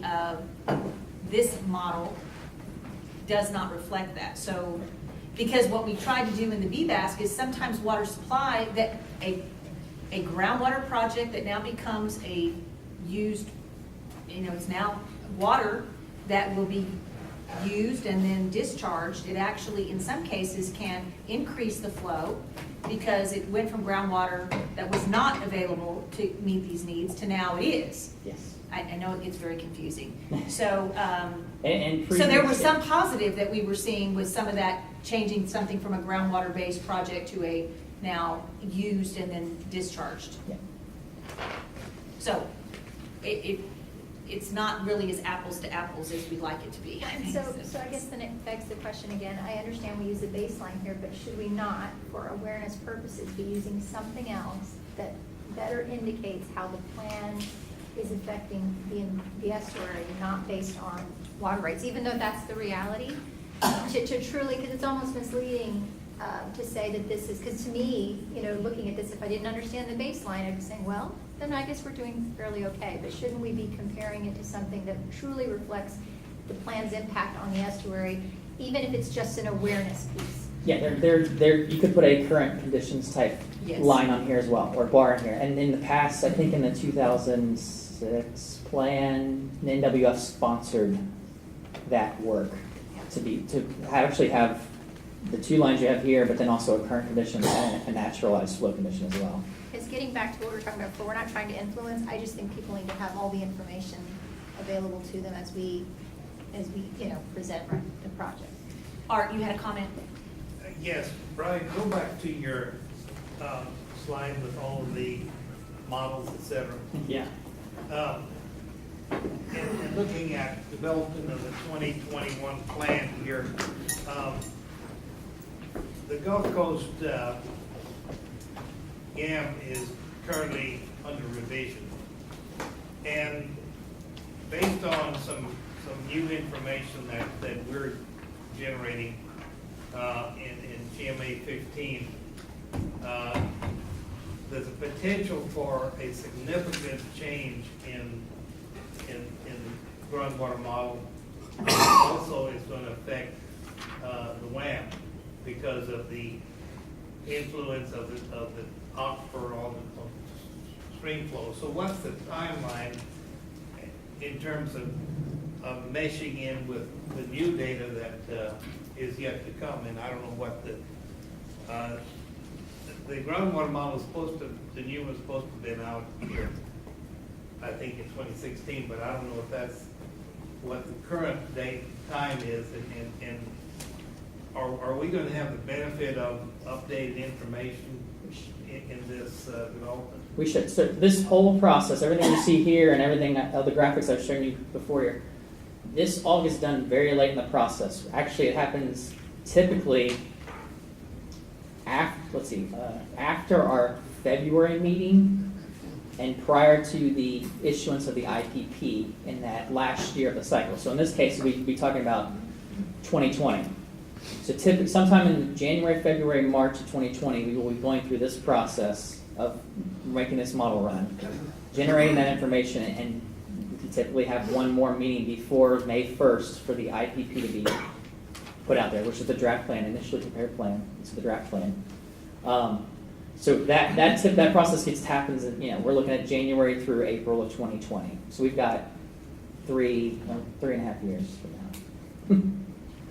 When the GCEQ is permitting these projects, are they looking at the availability of water to the San Antonio Bay? Is that part of the permitting process? Now that you have environmental flow standards in the Guadalupe Creek San Antonio River Basin, the first thing they do when looking at a new surface water appropriation is they will put in the environmental flow standards downstream of that project, the in-stream ones. They will check the availability of it and see how reliable the water right is. If they deem that is reliable enough, they'll also take the flows that would occur because of that project in place and transfer those downstream and run it through their calculator, the estuary calculator I mentioned, and look at those two spring and summer flow areas to make sure that within each one there's about 4 flow tiers that they look at and make sure the change is within the prescribed amount of change. And if it's not, then they will go back to the applicant and say, is there a way we can modify your permit so that we can still meet the estuary requirements and get the water you need? And they'll work back and forth with that applicant to try to get the change within the acceptable range. So what does the planning group do that the TCEQ isn't already doing? And would we set ourselves up for a conflict if we decide something different than they did? So what TCEQ do is they're looking at individual specific water rights, and this process here is looking at the entire effects of all of the plan. All water management strategies from conservation all the way down through reuse, through brackish, surface water. No, they're looking at permits are issued today plus one additional project. So we gotta see the big picture. Yes, and so that's why I emailed y'all Myron's comments, and, about midway down page 4 of his comments and then on into 5, 6, and 7, Myron went into detail about all the regional plans and who's doing what, and he pointed out that Region K is starting to address this kind of like we are. And if I could step back a minute and talk to you about the BBAS processes on each of the river basins across the whole state, I think in general, we can see that East Texas had a little water left when they got down to the bays and estuaries. The Colorado and the Guadalupe pretty much was in trouble, and the Nueces was really, really dry. Part of that just has to do with climate and so on. And then added to all this, the discussion about the WAM, we're operating with a WAM that's pretty old. And when we went through the BBAS process in our region, the BBEST, B-E-S-T, BBEST, the scientists came up with a recommendation for how much water was needed at what months, what time of the year, to keep the bays and estuaries healthy. Then the BBAS sat down and hammered out over extensive 12-hour meetings, as I recall, what compromises could we make and still be having a healthy estuary. And after that excruciating process, our details, our recommendations were given to TCEQ, who did not follow them, who set up their own process or requirements that they are now using, which are stream standards. Our scientist team did not agree with those stream standards as a whole.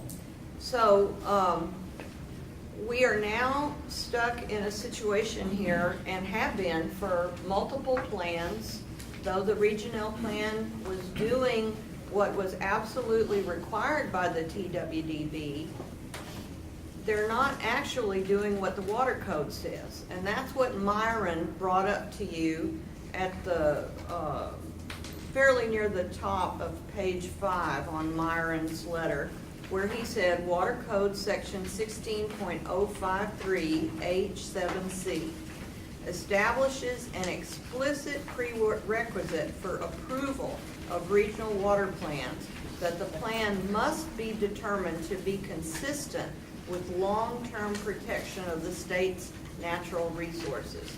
And then Myron goes on for a couple of pages to point out all the ways that that quote code is not currently being enforced. And he was urging in this letter, the whole point of his letter was to tell TWDB to please be consistent with the water code and look at all of these so that you have a realistic long-term guide for water development.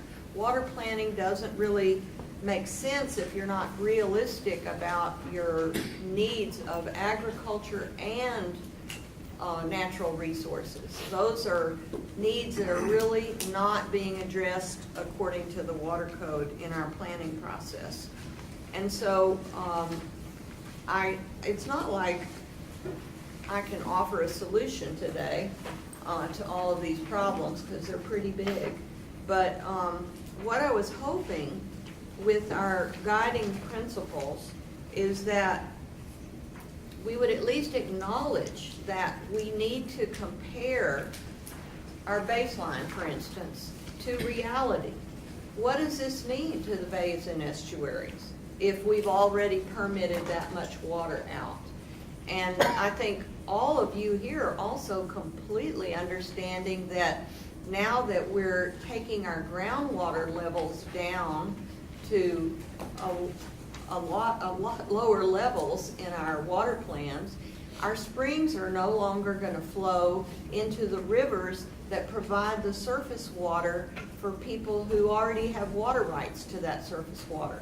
So guess who's going to be hurting? It's going to be agriculture downstream, and it's going to be bays and estuaries, because there's not going to be the water left to actually conduct agriculture and have healthy bays and estuaries.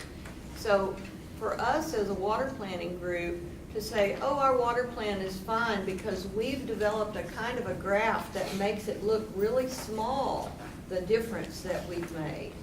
That's really not evaluating. That's just making a graph that looks like it's a really small amount because of the way you made your statistics look. And we all know there's a whole degree plan at many universities on making your statistics look like that. So what I want to do today, I hope, with the guiding principle, is to set us a little bit further along the road to reality or realistic planning that is actually good for helping us prioritize which projects need to be high in our plan because they are more likely to be permitted, because they're not going to cause great harm, or they're going to mitigate the harm, or they're going to balance the harm with some benefits. So if y'all haven't taken the time to read Myron's page 4, 5, 6, and 7, it's only half of page 4 and only about a paragraph on the top of page 7. So it's just a little bit over 2 pages. And it's really explanatory about what the problem is here and why we're not being realistic about our freshwater inflows. So I don't think, if we're looking at our topic right now, adequacy of evaluating the plan's effects on freshwater inflows, I don't think we're adequate. We could step forward, we could step up, we could do something with the information we already have. The BBEST and the BBAS already have this information. NWF could do, their engineer who did all of this analyzing could do a presentation to show us what he found. There are things that we can include in our water plan that are accepting the reality of what we've done to this estuary system and what we're doing with our current plans if we go ahead with accepting all of these projects on top of the water rights that have already been granted. And I know we as a planning group certainly can't do anything about water rights already granted, but we can point out that there is a real problem here and we're going to have to address it. Part of the thing about a planning group, I think, is accepting what shortcomings or what short straws we've been given and how we can improve the situation. So I would like to help in some way in planning what we can do about it. I don't think the guiding principle is the space where we can outline everything we might do about it, but we might want to have some kind of statement about looking at the effects of existing water rights and then making darn sure we're looking, as Art pointed out, at what the effects of the groundwater use are going to be on the surface water availability. To me, this is like the underpinning of the plan process. I mean, why would we plan away at projects without looking at how much water there actually is and comparing it. So that's what I'm hoping we can do with this phrase. Hey, Brian. Yes. Getting back to the comment that you made to Ileana's question about the current versus the baseline. Yeah. Talk a little bit about if we were to look at that, what would you put in the current? Because that may at least be a starting, I mean, maybe we can't decide what we're doing here, but it'd be, could that analysis, at least on the last plan, could that be something that could be done and at least be brought back to this group to say, what is the difference then in that chart that you'd show there between the baseline and the plan versus current and the plan? Yeah. And if that gap is, at least we would understand what's the difference between what we're showing with the chart that we have now versus the existing use of those, to be informative to the group in some way. Is there any way also to understand what the minimums and the maximums are for the flow process? In other words, what's the minimum amount of water that could be flowing into the estuaries, or the maximum amount? I mean, just as a... Well, what we did in the BBASC is the recommendations that the BBASC gave to the BBASC and that we ultimately gave to TCQ, that was altered, gave some seasonal flow, you know, kind of what targets we were wanting to meet. I think TCQ ultimately, and Steve, Robbie, correct me if I'm wrong, there is a seasonal flow check that they did, right, in the standards? For the industry, or the Bay and The Bay and Estuary. I thought they did they didn't take exactly what we recommended as a BBASC, but I thought there was some seasonal kind of check in there. There's two seasons. There's Yeah. a spring season and a summer season, and I can't remember, one has to do with oysters and one has to do with ranging currents. To understand what the minimum amount to go Right. in And- and the maximum amount. Right. I think that what the BBASC work did is they set that kind of what they felt would be needed based on the indicator species that we used and the science that we knew at the time. That is what they did. That exists to the best of our ability, what we knew at the time. There's a whole series of presentations that could be made to this group to bring everybody up to speed. So to answer your question, I guess, the original question, Yes. Chairwoman Scott? Yes. So in terms of the current situation, I should have zoomed down to that. We could add a line or a graph or bar to the graphs as indicated that has current conditions in it. What current conditions would be would it would be another WAM run in which we look at not full utilization of all the existing water rights. Right. Now, to what extent they are utilized, data is readily available for the period between 1990 and 1999. We could ask TCQ and the South Texas Water Master for the data more recent than that. We'd have to get that data, look at how abundant and available that data is, and do the analysis on that. And then on the effluent side, we would look at current levels of discharge. We could pick a year, or we could look at the maximum over the last 5 years or something of effluent discharges for a majority of the wastewater treatment plants in the region. So those two things put together, we would run the WAM through its 56-year simulation, generate these types of statistics here, and add them to the line as well, add them to the graphics as well. That's the process involved there. Okay, so that's just answer. So that's possible. It's possible. It takes Yeah, some certainly work. possible. And in fact, like I said, in the 2006 plan, with funds from the National Wildlife Federation, we did that exact thing. So let me. Okay, hold on one second. I had a question over here first. It bears and I'll on get this, you. could Ron just give a quick overview of what the WAM is? Just for the new members? Yes, so Everybody. the WAM is the state's water availability model. It is it uses what's called the RAP program, which is the Water Rights Allocation Program. No, allocation. Package, thank you. I did last week. which is the code, the engine, with a set of data files specific to each river basin, in this case, the Guadalupe San Antonio River Basin. And what's included in that, and those specific data files are how the stream is connected between diversion or effluent discharge points. So there's the stream connectivity, how things flow from upstream to downstream. And that includes channel losses as well. There are the individual water rights that are in there on a priority basis. So first in time, first in right, they get their water first. And in the historical hydrology from January 1934 through December 1989 is the 56-year period that's used in the current GSA WAM.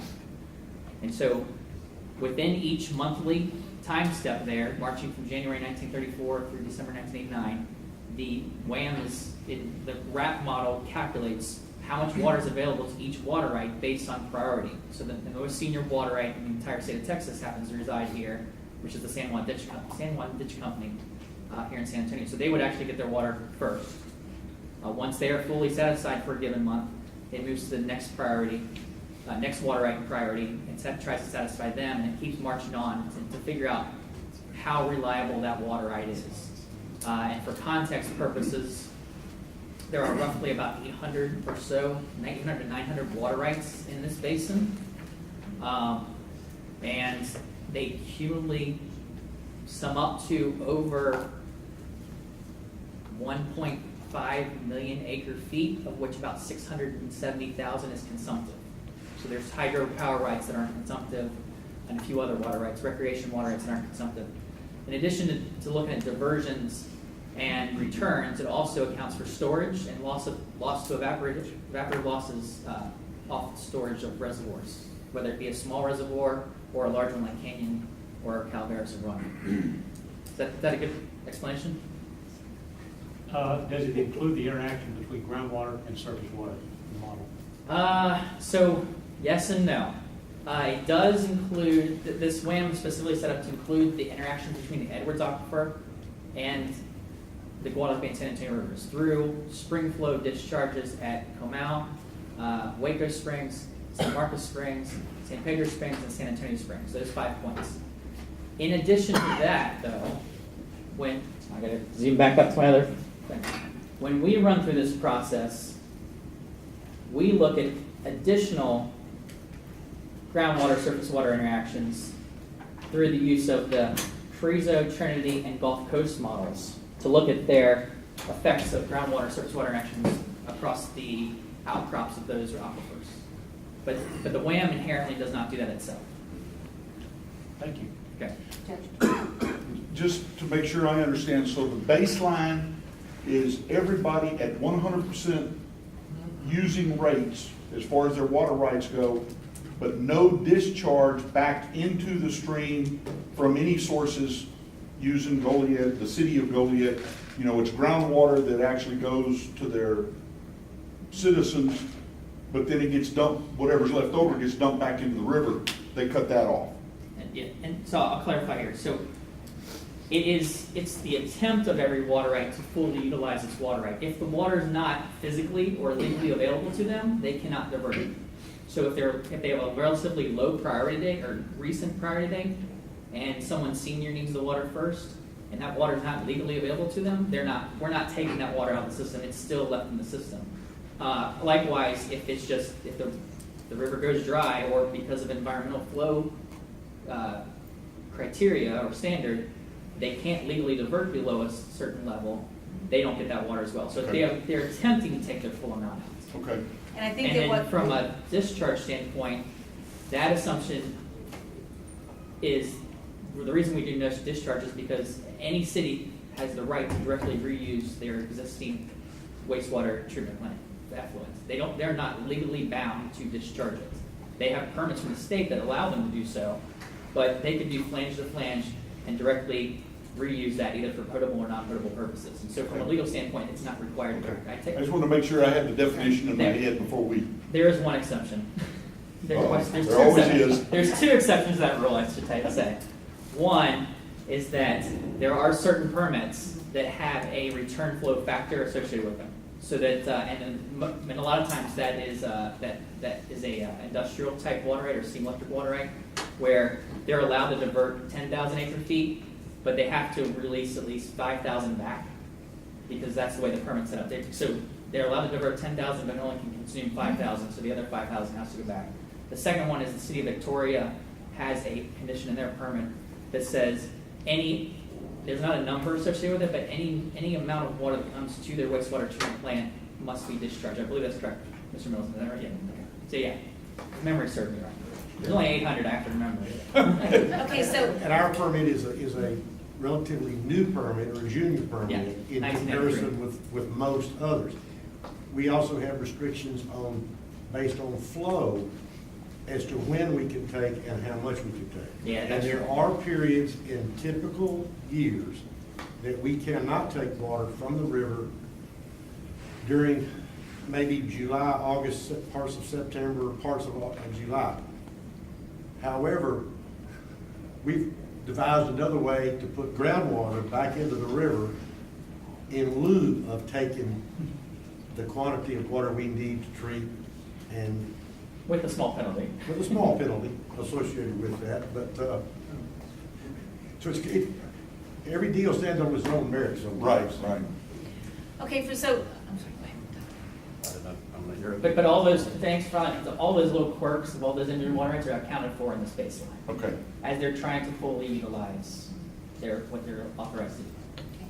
It just seems to me there are incredible complexities associated with all of this, and I certainly am all for getting presentations, discussing it, all this, but making it a guiding principle seems like it's going to take this group down a different path, and I think we're going to be arguing for months and months about just what the baseline is, what that represents, what does this impact really do to this.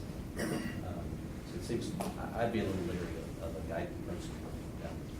We're not trying to get specific with a guiding principle at all, I don't think. And I want to read you one paragraph that Myron Hess said here. He said he's cognizant of the limited resources available to planning groups and to limitations on expertise. However, WAMs, particularly as the new daily WAMs become available, and GAMs, do provide capability to quantitatively assess these issues. And in areas where SB3 environmental flows process has been implemented, BEST teams have reports that provide important information about the amount of flow needed to protect natural resources. With support from state agency staff or through voluntary efforts such as those acknowledged in the Region D Water Plan, I don't know what those are, but I need to read that, necessary information could be made available. And I think as far as the guiding principle, more than anything, it's if this is what people were requiring of us through their comments, then at least it's transparency, that our guiding principle will let people know that this is how the decisions we're making and this is what we don't know, or at least be transparent so that people recognize as we're processing this information that there's information we don't know. Colin. That flows right into what I was going to offer, and that is that the guiding principle could be something like our planning group's evaluation of its plan's effects on freshwater inflows to San Antonio Bay can be improved. It is the planning group's intent to improve its evaluation by identifying what improvements are desired and to implement those improvements to the extent funds are available. Now that would be, something like that would be the guiding principle, but then we can, through a series of planning group meetings or a work group, we can go through this exercise we've just been going through on a list of different things. Another Chapter 8 work group, it sounds like. Well, and I think what he's trying to get to is that the way that this is positioned is, the way that the question was asked of the group is what we're doing adequate?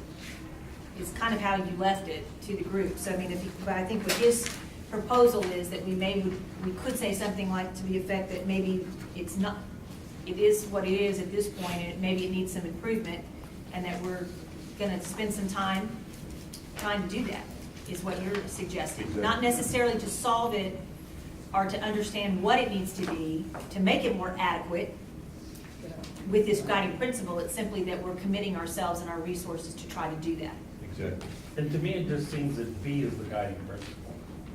And that there's A and there's B on here. That if you're doing the adequate environmental assessments of individual water measures, that you're doing A.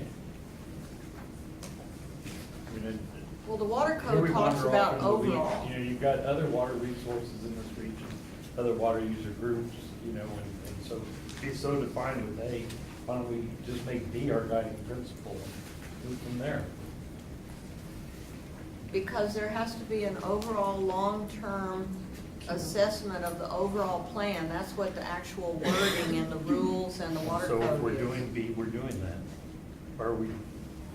I guess what the point that they're trying to say is if you do B and you don't look then at the cumulative effect of each individual one holistically, then you may not understand the plan's full effect or impact. I'd like to compare this to, in my town, we have a flooding problem.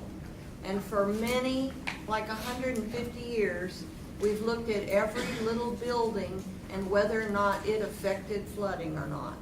And finally, after 2015, our city council went, oh, we better look at the overall increase in impervious cover and see how much flooding levels, how much the 100 plane floodplain and the frequency has changed overall, and we realize that we're actually drowning ourselves. So that's what I'm comparing this to. You can't look at each one, you have to look at the overall long-term effect. Okay, I think we've done some good conversation on this. And it appears that there's a lot of information that needs to be shared and for us to understand this. So I think that we probably are going to have to put together a work group to maybe think about what we would want to do in this area of evaluating the effect. I'm looking at A, we haven't even discussed B. But we could talk about that now, or we could come back next time and see if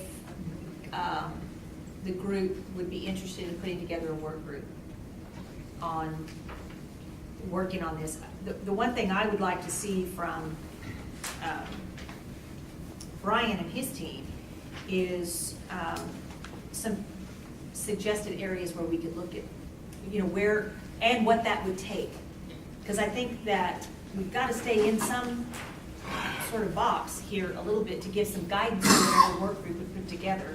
So it seems to me that if your team and your environmental consultants could help us identify maybe what we could look at here. So we've actually started discussing this a little Okay. bit. We actually had a meeting last week, I think. I think, for what we're talking about today, something along what Con has to say in terms of that we're going to do this. And then sometime between now and 2019, we need to have those set of work groups to discuss what additional information would be good presented in Chapter 6. But I think that it would help before we do that for y'all to tell us sort of because we're going to have to give some guidance to this work group. And we can come to those work groups with suggestions. But I mean, if you came next time we met and gave us some sort of parameter of the work that this work group could potentially look at, then those that would be interested would kind of know their task ahead of them. Right now, if we created a work group, it would kind of be nebulous about what they're going to be working on. It would be nice for y'all to help us kind of define that. Then we can put it out to the group next time and then see who would like to participate in that. I mean, you've gotten some ideas here as far as looking at current conditions, looking at what some of the BBAS work has been done. I mean, could y'all think about putting something around that to give some guidance? We'll comprise a list to the group? And try to, we'll have a list with maybe a description. Yeah, we need to understand the level of work that would take. We'll do that. Okay. And just to be completely aware, you've mentioned this already, NWF has done a significant amount of work, so how much of that can we bring to the table because it's already been done and that we were not recreating it? But, their work is on the 2016 plan. I don't know if they're planning to do that again for the 2021 plan. We can certainly talk to them about that between now and then and see what's going on. Okay. All right, so would that also apply to B? I mean, could we do this, or is B a totally different conversation? I think it's similar. I think it's very similar to this, in terms of that structure of how we're gonna proceed, we certainly could do that. Do we wanna refresh on what's been done in the past? Okay, well, let's close then A. Okay. Okay, so is it the consensus of the group here that we'll come back next time, we'll look at all the comments that have been talked about here, anything y'all want to send between now and then? So if y'all go back and discuss this, talk amongst other groups. Diane, you said you wanted to get some familiarity with what other regional groups have done. You want to send that to Cole. Then we'll come back at our next meeting and with the help of our consultants, kind of maybe think about how a work group could look at this going forward and maybe some approaches that we could take with the water planning process going forward. Is that acceptable at this point? I think so, as long as we don't lose sight of the fact that we need to approve some sort of a guiding principle. Oh, we will. You know, okay. Yeah, sort of saying kind of the state of the union right now, and then what do we anticipate doing going forward? Yeah, I think something along the line of what you had suggested there. Okay. I think so. Yes, I agree. That would be approved at the next meeting or Yes. after the work? Well, no, I mean, I think the statement could simply state that we're going to work on it. I mean, we're going to put together, his suggestion was to basically say that maybe that there's still some work to do on this assessment. Or your guiding principle effectively said there's some improvement that needs to be done. You want me to read it? And then, go ahead, I'm sorry. Well, that would come back. That would come back We're not next taking time. any action on that today. No, that would come back next time, and then we would determine at that point, we would agree or not to create a work group to look at some of the things that the consulting team would bring back to us to sort of inform the group going forward. And then when the work group comes back, we may or may not decide to change anything, depending on the work that they would be doing. And I think Khan's suggestion, Mr. Mims' suggestion on the guiding principle could cover both these topics, A and B. Then we're going to form work groups, we're going to look at it and evaluate how things can be improved. Yeah, because I imagine there would be sort of a keep everything status quo, maybe do a little bit more, or there could be a lot more. And then we're going to have to figure out what the analysis would be, what the cost associated with that would be, the pros and cons of that. This work group is going to have to put that out to the group to look at, and then the group is going to have to make a decision about whether or not we want to stay with what we've been doing, or maybe add a little bit more to that analysis, or determine to spend more money and do a lot more than that. Probably be somewhere in the middle, I would imagine. Suzanne, I have one thing I neglected to say. When we started talking about Myron's letter that I sent y'all, I think I kind of assumed that so many of you know Myron through the Habitat Conservation or RIP process. Myron Hess is an extremely respected environmental attorney.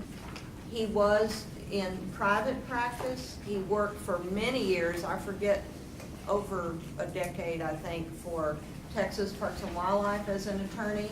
And he was very involved in the Edwards-Aquifer Habitat Conservation Plan.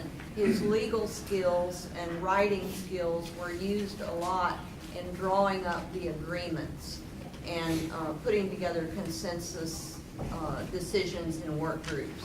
So I wanted you to know that I wasn't just picking a random person off the street to send you these comments. Okay, I think we've got a path forward on number A. Is there information that we're going to need on B? We could discuss that after lunch and determine on B what we currently do for the adequacy of environmental assessments of individual water management strategies. We could pick that up after lunch and then continue with the agenda. Okay? All right, I have to leave now because I have to go see my daughter in college for Parents Weekend. So Tim's going to take over after lunch and continue with the rest of the agenda. So Thank y'all very much. How long are we gonna have for lunch in view of the fact that we have a movie to watch for 10 minutes? Could we watch the movie and when we come back, or are we gonna do it right now? Well, my suggestion was those that want to watch the movie could watch it now, and then that would sort of maybe stagger the impact on the lunch line, though, because I'm sure everyone probably won't want to stay. So I was suggesting that we go ahead and do that now, and then maybe come back at 1. Okay. That gives us 50 minutes. Okay? So y'all come back at 1. And then in the meantime, those that want to stay and watch the movie, give us see that up. Thank y'all very much.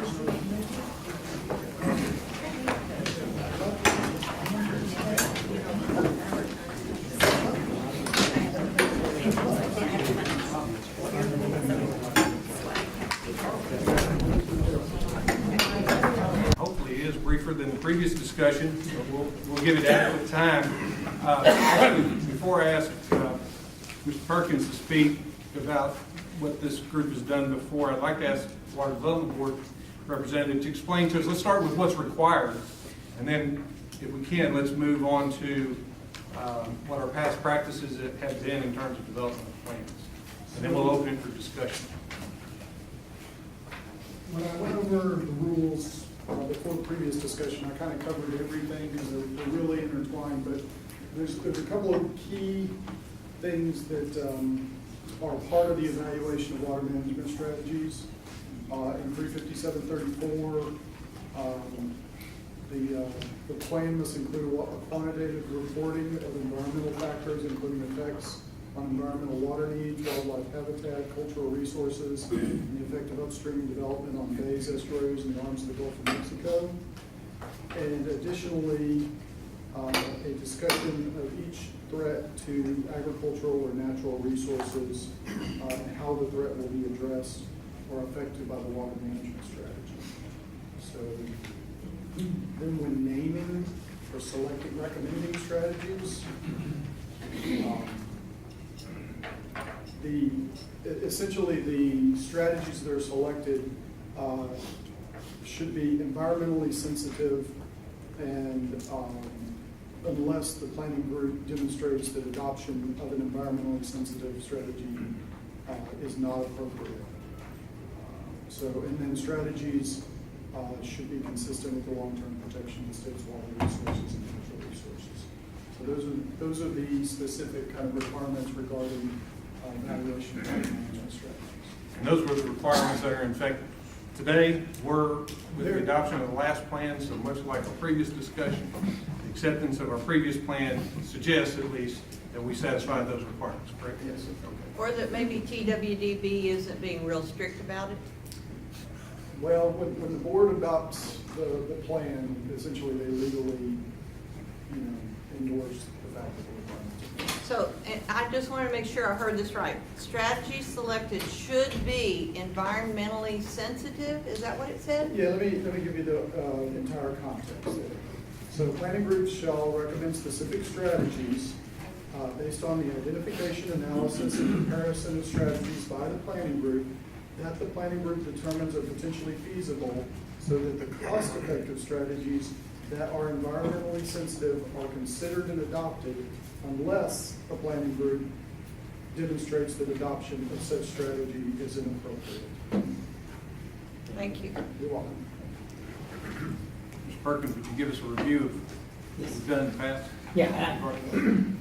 Earlier I mentioned that we had folks from SWCA here, but I didn't actually identify them. We have Christine Westerman and Jenna Cantwell from SWCA, who are part of our team, so they are here. I wanted to make sure to mention them.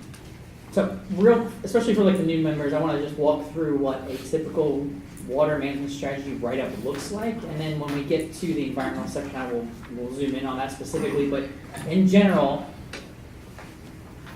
most or all of our water management strategies typically comprise of 5 sections. The first section is typically a description of the strategy. It kind of just describes what this project is about. Who, what, where, in general terms, how much, quantity of water. And typically there's a map here, and I picked one hopefully that's not controversial, so we don't get into specifics about this particular project, but just a conceptual layout here. You can see the map. There's a well field in this case, and a treatment plant, a pipeline with some pump stations to get water delivered to a certain area.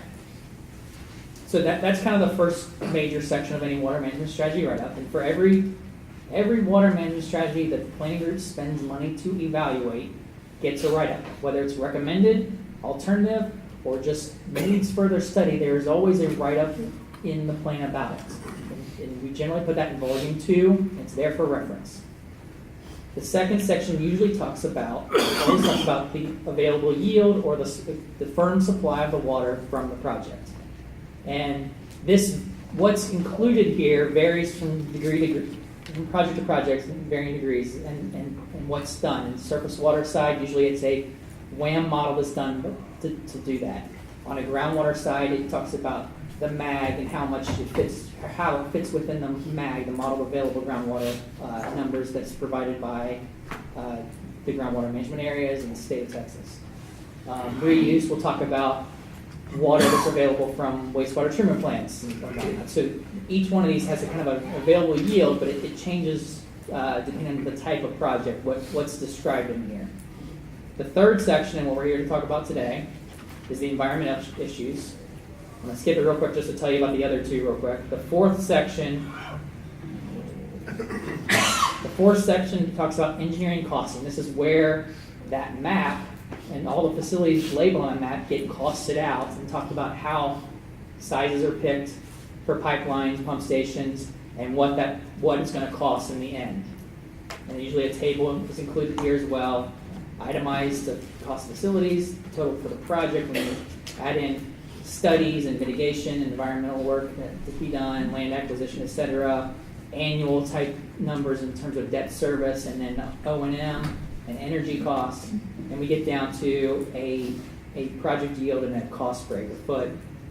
And then the last section here is implementation issues. Typically this talks about what permits will have to be received to get this project off the ground and what other hurdles might have to happen. So back to the environmental section.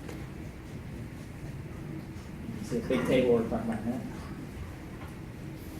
The typical environmental issues section starts out to discuss kind of the general layout of the land. You know, what part of the region we're going through. What's the general area look like in terms of vegetation and et cetera. Where the pipelines, crossings it might make that would be significant, have an environmental effect.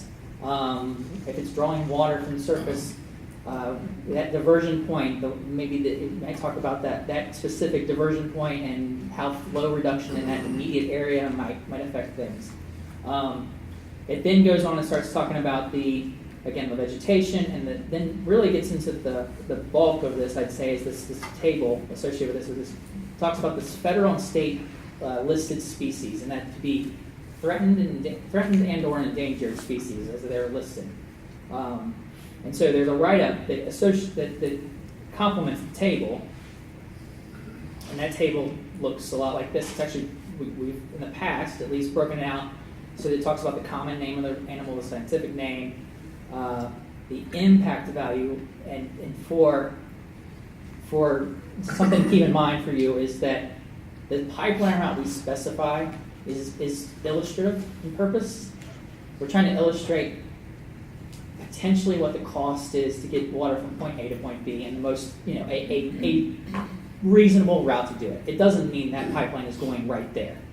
And so to try to capture what all the possibilities of that, if a pipeline route runs through a county, we include all the species in that county, because we don't know exactly where in that county might be. Now, pipeline routes, when someone's designing a project and doing their last kind of feasibility studies, they will typically look at specific areas, and they can reroute pipelines around anything from endangered species habitat, cemeteries, state historical markers.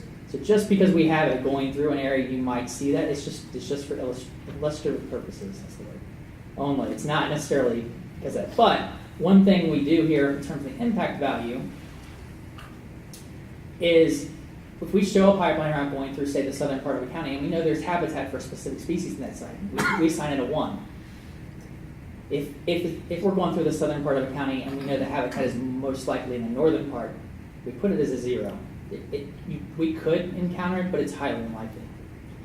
The multiplier here talks about whether it's a listed threatened or endangered species and to like what varying degree, and there's a description somewhere written up about that. And then the adjusted impact is really the multiplication of those two numbers. The summary of the habitat preference talks about what the species likes, and then you can see over here is the listing and the entity of how it listing entity and where it's listed. So these all, DL designated listed, T threatened, listed endangered, LE, etc. Based on either Fish and Wildlife or Parks and Wildlife. And then the potential occurrence in the county, and talks about the different possible, how often is there. So sometimes then just species migrate through a county, other times they live there, etc. So and then again, this is broken out by groups of species. We have amphibians, birds, crustaceans, fish, insects, mammals, mollusks, which may be of heightened awareness this time, plants, reptiles. So that table kind of encapsulates all that information in one place. And that's for this specific strategy based on where we're trying to get the water from, any disturbance that may occur because of that project there, and the pipeline, the transmission facilities, pipeline, pump stations, water treatment plant to get it to where it needs to go. The last part of this, in some areas, is generally there's some kind of discussion of potential cemeteries or historical marker information available. And when we have that information available, we try to include it as well. So you can think of this as environmental and cultural resources type write-up. It's labeled environmental issue, but that's what it is. So that's what's typically been done in the past, and over the years, it's kind of been refined over and over. It's not. It's beyond, I think, what the Water and Mill Board would require of us, but it's not necessarily the full extent of what could be done. Now, there are arguments, as he said, that, again, once an entity takes on the process of finalizing the feasibility studies and moving the design and implementation of the project, they're going to be having their environmental consultants look at these kind of things and go into more detail. This is intended to have general information available on a planning level for the planning group to make decisions and for the public to know what may or may not be encountered. So we are open to suggestions, and this is another process where we can form a work group and discuss how little or more we want to add to this or keep it the same. So, thanks. Yes, Ms. Fitzsimmons. Yeah, so based on this, how often do projects get sent back? Sent back? In other words, how often does this group say, okay, because of these criteria, we can't proceed with this? No, it's more for information. What's done with this is what the question is. I think it's more to quantify the information of what's out there. I can't think of a point when someone had a project and plan and looked at this table and said, specifically because of the environmental impact of this project or this section of it, we can't recommend it or go back and redo something. But it is here to inform folks, inform the public, inform planning group members, inform the state of what potential impacts are. Again, as an entity tries to implement a project, they're going to try to avoid a lot of this or mitigate it as much as possible. Someone else had a question over here. Sorry. Is this work that HDR did, or is this taken from the project planners, or what's the origin of the information that's in this section? So everything in here is based on publicly available data that HDR used in previous plans to pull this together. SWCA along with Black and Beach certainly could do this again. It's all, again, publicly available information. Yes? Right? Yes. Yes, okay. Ms. Pena. Just a question I was asking Con, just to remind me, we developed a ranking system for projects at the end so we could kind of prioritize, right? We do not include information like this as one of our ranking categories, correct? That prioritization process was set up by the chairs of the 16 regions. Off the top of my head, I do not think it includes an environmental category for scoring. So well, just as a suggestion, I mean, like you said, I mean, it's a lot of work and effort, and there's some valuable information here. It might be a suggestion that it be included as a ranking category to give some weight. So if there is a project that is going to have some significant impact on either endangered species or habitats that are critical, that it be weighted somewhere in that process. So that, as I mentioned, that was all 16 regions kind of agreed on that by the chairs. I assume that the HB4 committee is going to come back together and talk about it again. I don't know. Yeah. They are. They are. Yeah, last time I was on a conference call with all the chairs. Suzanne was on that call, I was on that call, and essentially what they said is that we're going to, I think Tipples laid out a timeline of, I haven't heard since, but we're supposed to be meeting again and possibly revisiting those criteria. So in that sense, it may be worthwhile to suggest to Ms. Scott to bring that up during that next meeting, and for her and the other chairs to discuss. But that information doesn't tell you what the impacts are, it just tells you what the potential impacts are. You can't judge anything from this. Well, impact, what do you call it, the impact study, the environmental impact study still needs to be done, and that's by the entity that's going to be taking on the project, right? Yeah, that's a federal issue. That's correct. Yes. To the extent a project needs a federal permit from the Army Corps of Engineers, an environmental impact study will likely be done, and that process is, I believe, a public, open process as well. So. But that sounds like it's after the fact, where we're trying to look at be more proactive at the beginning. Yeah, and I understand, as you said, this is really, in essence, just providing some information about, in generalities. But, I mean, considering the number of ranking variables we had in that, if it were just to I guess, more than anything to say that it's a consideration, I don't know, it's something we could continue talking about. So, Brian, if I'm understanding this, if I'm understanding you correctly, this is only about structures like pipelines and well fields and buildings. This is not about endangered or threatened species that might be affected by water being withdrawn out of a section of river and drying up a mollusk bed? No, it is. I think the mollusk area, I think would talk about that. Potential changes that flows downstream. That would be in it. Well, not this one specifically because this is a groundwater Yeah, project, but on a surface water project, I think we would discuss the flow changes due to a project flowing downstream, changes downstream could affect habitats along the way. Right. But Well, again, how would you it's very know much on that? planning level. How would you know that while you were doing this very quick review of this project or evaluation? I shouldn't say quick.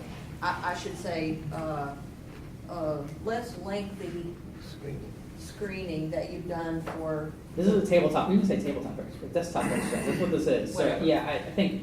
So how would you know whether there was a time when the stream bed might be dry because of the WAM?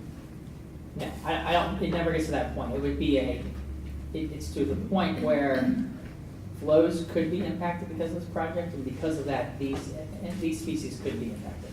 It's just that it doesn't get to the degree of the stream will dry up, the stream flow will drop by 20% all the way downstream.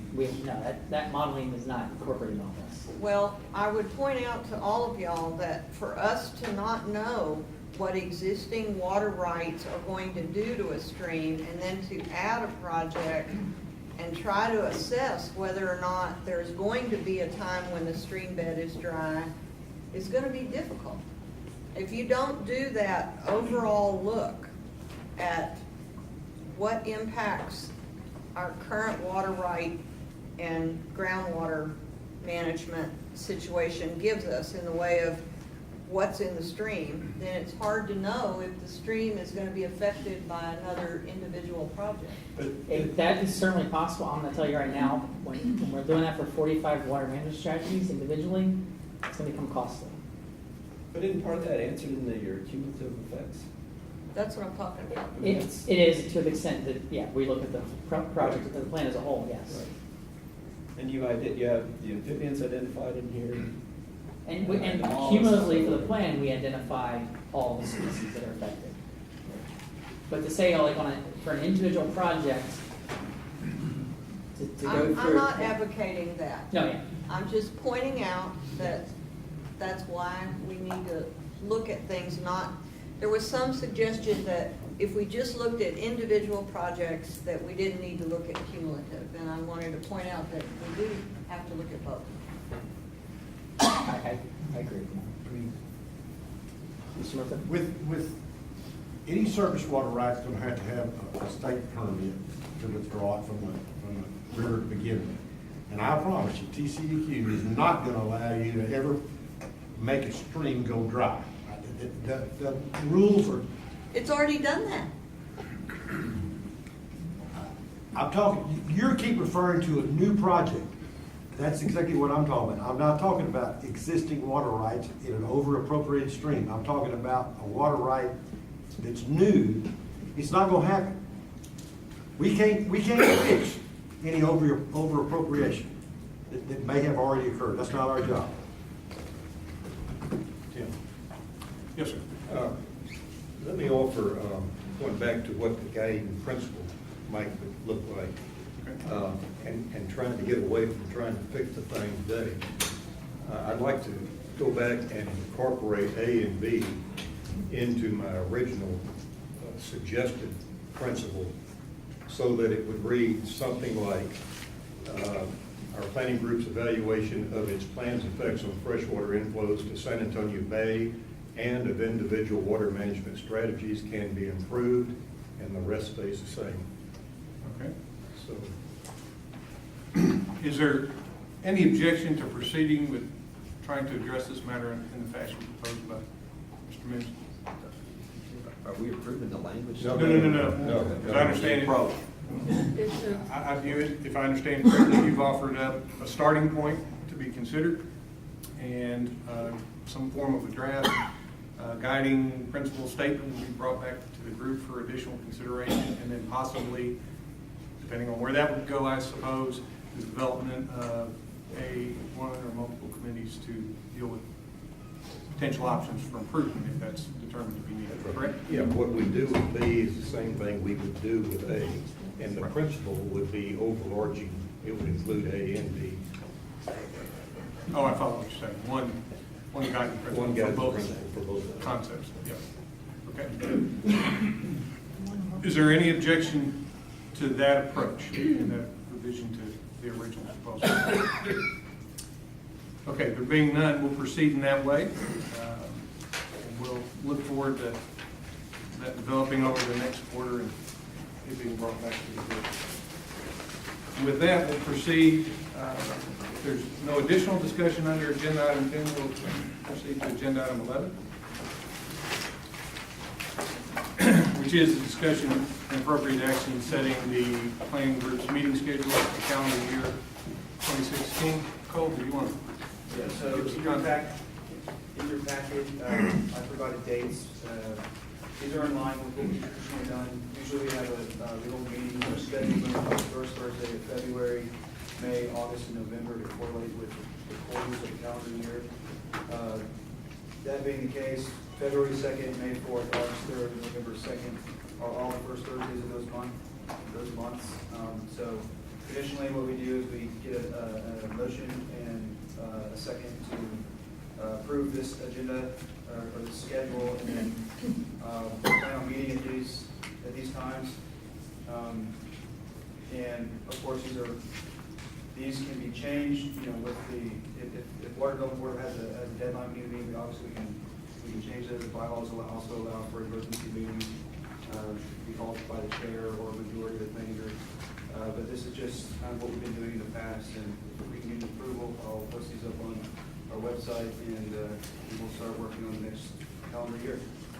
I'll move to accept. I second the motion. There's a motion and a second. Is there any additional discussion? Being none, is there any opposition to the motion? There being none, the motion passes by consensus. With that, we'll move to agenda item 12. Texas A&M Institute for Renewable Natural Resources Land Trend / Water Resource Study presentation by Dr. Lopez. Dr. Lopez, thanks for attending and participating in the meeting. Yes, ma'am. May I just say, because I was the one that suggested he go on the agenda last session. So if I can just say, remind you all, we were talking about the guiding principle in the minutes that says that the South Texas Regional Water Planning Group has a duty to remain cognizant of the sensitive relationship between regional water plan, population growth, and land use. And it cited some data sources in that same discussion. And so I felt like it was important that this group be aware of the work that Dr. Lopez does with the Texas Land Trends, and that it is a resource for us. So I wanted him to come and share what he does. Very Thank good. you, Tim. Didn't mean to interrupt you. Oh, no, that's fine. All right. Good afternoon. Oh boy, this thing loud. As both Blair and Tim said, the charge that was given to me was to give an overview of what's happening to our farms, ranches, family forests in Texas, but more specifically within Region L, to give you a flavor of some of the changes with regards to people, changes to land, primarily rural land, and changes in landowner perspectives, but within the context of water and how that perhaps will impact some of the decisions you as a group might want to consider moving forward. So Texas Land Trends is a data set that we've maintained now for a number of years. It primarily draws on two data sets: the Ag Census data, which is collected by USDA every 5 years. So when you look at the data, the last iteration is 2012, as well as the county tax appraiser data, which is collected or compiled by the state comptroller. And so through the marrying of those two very different but interesting data sets, we're able to look at relationships in land value, ownership, land use. And again, the focus here is rural lands, 1D, 1D1 lands. So I use those terms interchangeably as I kind of go through some of these maps and figures in the presentation. So let's start with changes in people. Our state is a large state, 171 million acres. 95% of our state is privately owned. 83% of our state is rural land, a working land, a farm, a ranch, a family forest. So 142 million acres, there's 26 million Texans that reside in our state. About 10% of Texans live in a rural community. And about 1% of Texans own about 142 million acres of land. So from a conservation perspective, engaging, yes sir? Can you explain what you mean by landowner on that last? Sure. So again, it goes back to this this notion of 1D, 1D1. Okay. So when I use land and landowner, I'm talking about a farmer or individuals that own farms, ranches, family forests. So lands that are valued as ag lands. Okay? Good question. Looking at the land trends data in the last 15 years, we've seen a shift in the population statewide from 19 million to 26 million. We're adding about 500,000 people to our roster each year. 65% of this increase is occurring in these top 10 counties. No surprise, the Dallas, Fort Worth, Houston, Austin, San Antonio, the Valley, and El Paso. When you look at the data for Region L, we've seen an increase in that 15-year period of about 0.7 million. We're adding about 44,000 people per year within this region. For purposes of this presentation, I divided Region L into what I'm calling urban counties and rural counties, and the map there defines those. So the red counties there are those urban counties, those fast-growing, fast-changing counties. The others are more rural in nature, and that's the breakup in terms of the number of people between urban and rural counties. So that's what's happened in the last 15 years. Looking forward, the projections for the state, if you're concerned about traffic in San Antonio, it's going to get worse. The bottom line assumes no migration or change. The middle line assumes the change in population, half the change in terms of rate for the last 10 years projected forward, and which is more realistic. And the top line assumes the migration that we've assumed or have seen in the last 10 years. So we're going to see perhaps a doubling of the state population in the next 20 to 30 years is what this graph tells us. And that's driven by the fact that our state, unlike other states, has a very strong economy. When you look at the population within the state, comparing urban Texans versus rural Texans, the data suggests that there's this dichotomy between rural Texans and urban Texans. About 85% of Texans live in metro areas. So more people in our state, and that's projected to only grow. So from a water perspective, from a natural resource perspective, what sort of impact is that going to have? In the last 15 years, we've lost a little over 1 million acres of a farm, a ranch, a family forest. Okay? And so when you look at Region L, again, drilling down into your region of interest, we've lost a little over 250,000 acres of farms and ranches in the region.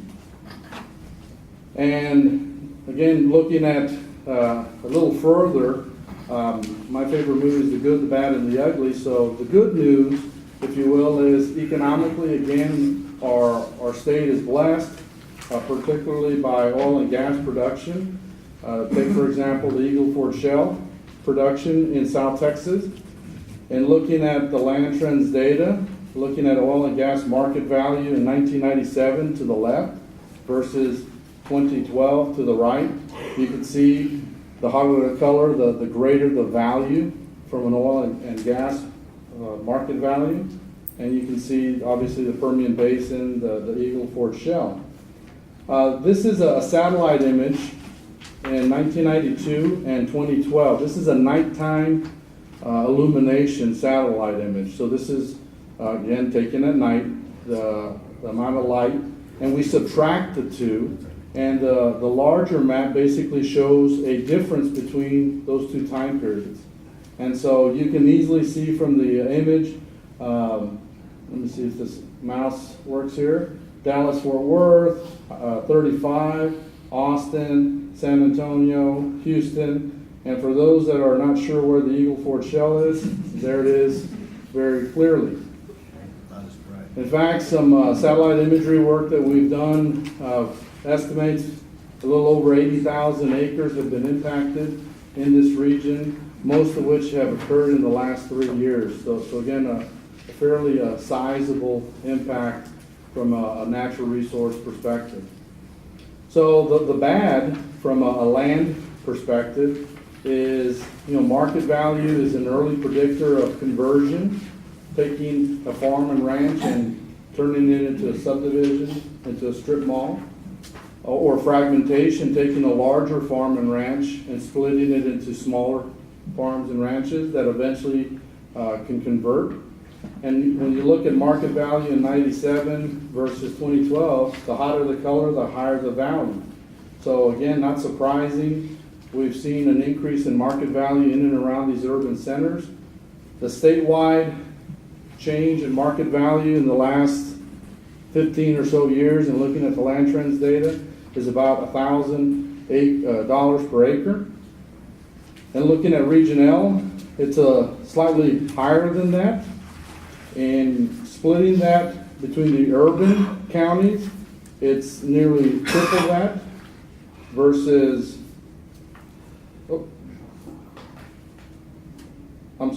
these were the rural counties, so that matches the statewide average.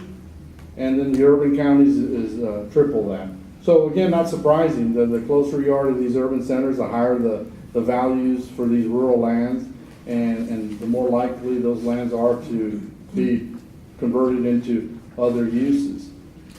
When you look at the net farm and ranch proceeds by ownership size, and I want to explain this graph very briefly.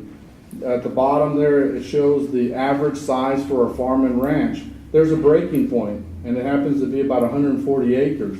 So when a farm or ranch gets broken up to a certain point, it no longer is economically feasible, or it's difficult to make a living on that farm or ranch, and it's more likely then to convert into something else.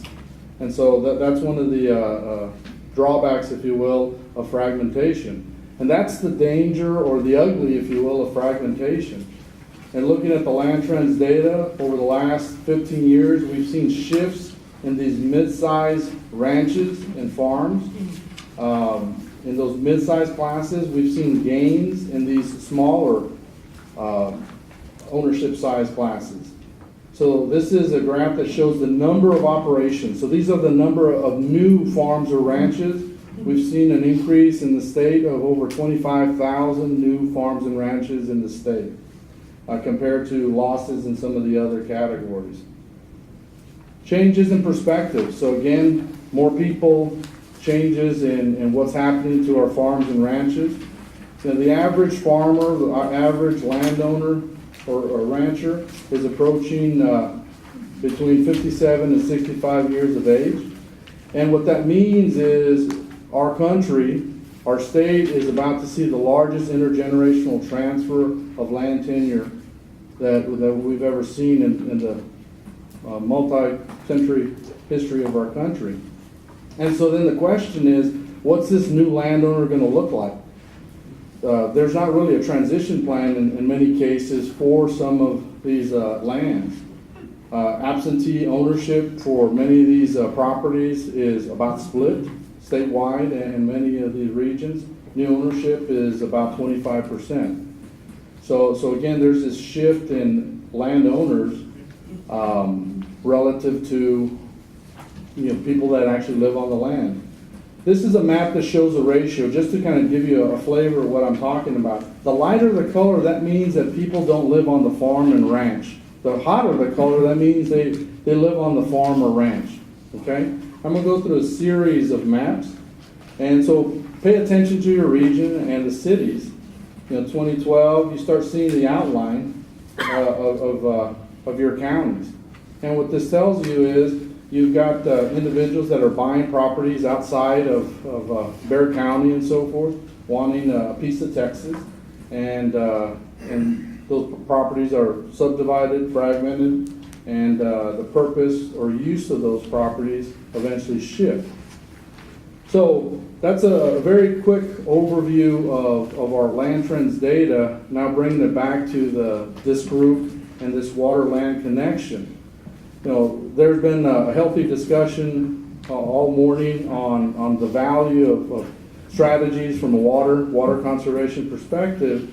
And so one set of items to think about is why land matters, and that came up earlier today.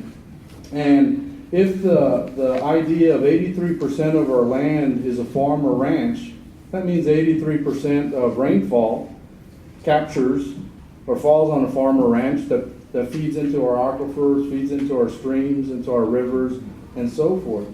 And I oftentimes use the city of San Antonio as a good example in talking to folks across the state and the country, and they recognize that in trying to protect, for example, rural lands above the aquifer, the recharge zone, and so forth. And so using that idea of land as infrastructure, if you will, from a water conservation perspective, I think is important. So one idea or concept here is, what's the replacement cost in losing some of these lands? So we've seen some of the trends that are occurring in some of these counties. So moving forward, some of the consideration that this group may think about in their water planning and updating their plan is how might land factor in as a water strategy within your region as part of the state water plan. So with that, again, wanted to give a very quick overview. Changes, our challenges are significant. We're going to have more people. This region isn't excluded from that. There's changes in perspectives in terms of this this notion of an urban versus rural Texas, as well as changes in landowners. And so what's the value of 100 acres, 1,000 acres outside our city borders? I live in San Antonio, but what's the value of that 1,000 acres outside of Bexar County, for example? And how can that message be further reinforced, or how can we start to connect those dots and communicating the public benefits of those private lands? And so with that, a lot of the data that I just showed you is available via a web tool at texaslandtrends.org. And so you can actually drill down, look at your county, and look at all the economics and specific data for your particular county if interested. So with that, may have a little bit of time for questions, but appreciate the opportunity to be here. Yes, sir. In terms of just looking at rural property, are y'all looking at the impact of recharge based on surface use? We've started to work with other organizations like the Texas Water Resources Institute. We've started some conversations with HARC as well, and that's a great question. It's a complicated question, but the short answer is we're looking at trying to provide some data or information towards that end, but we don't have all of those answers as of yet. So you don't have any potentials or trends or anything that you're ready to talk about? What we have at this point is we've looked at correlations between water quality and population numbers and so forth. And so those are some data that we could perhaps share with the group or what have you. But that's as far as we go. But from a recharge perspective and so forth, not there yet. No, sir. Yes, ma'am. Say you're in a place where you know the size of the watershed, you have pretty good LiDAR maps and that sort of thing, so you have a real good grip on where the water is gathering. And you know it's all going to a strip of land that has just multiple recharge features on it. And I guess you can't assume that it's all going to go in those recharge features. Some of it's going to run off. But could you kind of calculate a value of water from something like that? Or an amount of water that might be able to compare it to a value that is the average value somewhere? Sure. We're actually going through that process now as part of a project for the Texas Farm and Ranchland Conservation Program, which is a conservation easement program. And again, it's a very crude estimate because it's complicated. I hate to give the standard scientific I have answer. a great spot for you to study. But I think we have to start somewhere. So between, I think we need to just attempt to come up with those type of answers. I know that there's others, for example, Andy Sampson at Texas State. We talked about just trying to find we need to quantify the economics of water and how that factors into recharge and other factors as well. Any other questions, comments? Dr. Lopez? Yes, Mark. Just one more comment. I noticed on your land values, the increase, we're seeing a significantly more of an increase in what you're showing. So I assume that is a compilation of values across the entire state. It is. And you know, I think if you did regionalized values, you would show really it is. big changes. And what county are you in? Going County. Okay. Our experience is the closer you get to cities, the closer the values are. The more rural counties that they tend to underestimate the values, perhaps. But those are statewide values, and those are drawn from the state comptroller data. Lopez, thank you for your time and the presentation. Thank you, appreciate it. I think that'll serve us all well as we move through the planning process this cycle.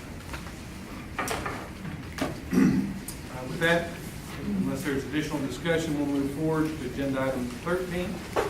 Discussion appropriate action authorizing the San Antonio River Authority to provide public notice and submit a grant application to Texas Water Development Board on behalf of the planning group for funding to complete the fifth cycle of regional water planning and to negotiate and execute an amendment to the TWBB contract. Mr. Cole here, do you want to provide us some context on this matter and explain to us what you need? Basically, just need a motion with the exact wordage that's in the packet to authorize the administrator to move forward with the RFA process whenever the Water Development Board releases that information. So moved. Second. Is there any discussion? None. Is there anyone opposed to the motion? We'll consider the motion passed by consensus. Very good work. Let's move to agenda item 14, discussion appropriate action regarding consultants' work and schedule. This will not take long. I know we're all excited to get out of here. I only have two things on this agenda item. One is an update on the schedule, of which did not change that much. You have a copy of it there, and 411/17, glorious. Essentially, everything kind of remains the same. We've just marched 3 months down the schedule. Currently only under contract for Task 2 and Task 10. 10 covers public meetings like this one today, and later on we'll cover plan adoption and all the necessary stuff there. 2 is population water demand projections. We got an update on that earlier from Mr. Ellis. That we'll be getting information probably December, January of this year on municipal, mining, and livestock, and then later in the year later in 2017 on irrigation, steam, electric, and industrial. From my understanding, none of the revision requests will be due, whether we're talking about municipal, mining, livestock, or the others, until late in 2017. So we'll have a good 9-10 months to look at that. To look at the municipal water demand projections, which I know is probably the most contentious part of all this. At which time we'll start the process of reaching out to all the entities that we deal with. There's about 130, 140 municipal entities in the plan, so we'll be reaching out to the best of our ability to try to get solicit information from them about in terms of feedback of how they feel about that. Other than that, the funding request you just authorized will help get the rest of this going, and we'll be able to be, once that contract between the Water Board and San Antonio River Authority is finalized, we'll be able to amend our contract as well, and then subsequently my subcontracts with my subconsultants to begin work on all these other tasks as well. We still have the same deadlines as before. Tech memo, September 10th, 2018. The initial prepared plan in March 3rd, 2020. I think I said May earlier. I meant March. And the final plan due September 2nd of 2020. Are there any questions on the schedule? Okay.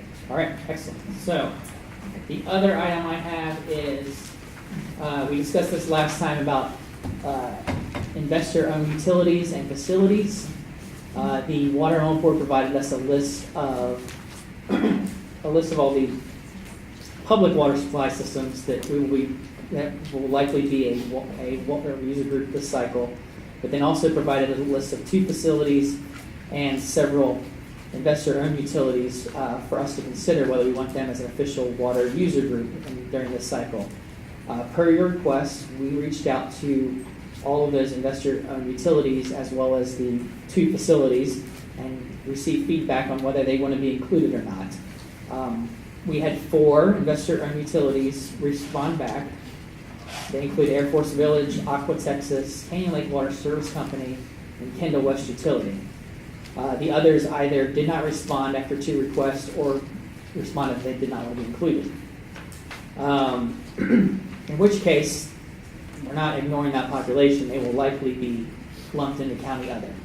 So they won't be specifically a water user group themselves.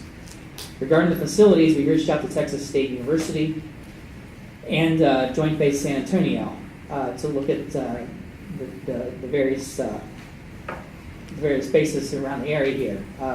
I had discussions with Texas State University, who wholeheartedly said yes, we want to be in the plan as a water user group. I reached out to Joint Base San Antonio. A person, I guess the person I reached out to sent my email to someone else who called me, and I was traveling and I did not get the person's name, but I talked to them for about 30 minutes on the phone. We discussed it, and with everything with the federal government as well, I need to talk to my superiors and we'll get back to you.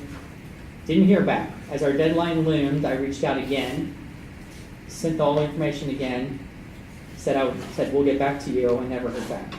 So without a positive response, we did not offer up Joint Base San Antonio as a specific WUG by the September 30th deadline.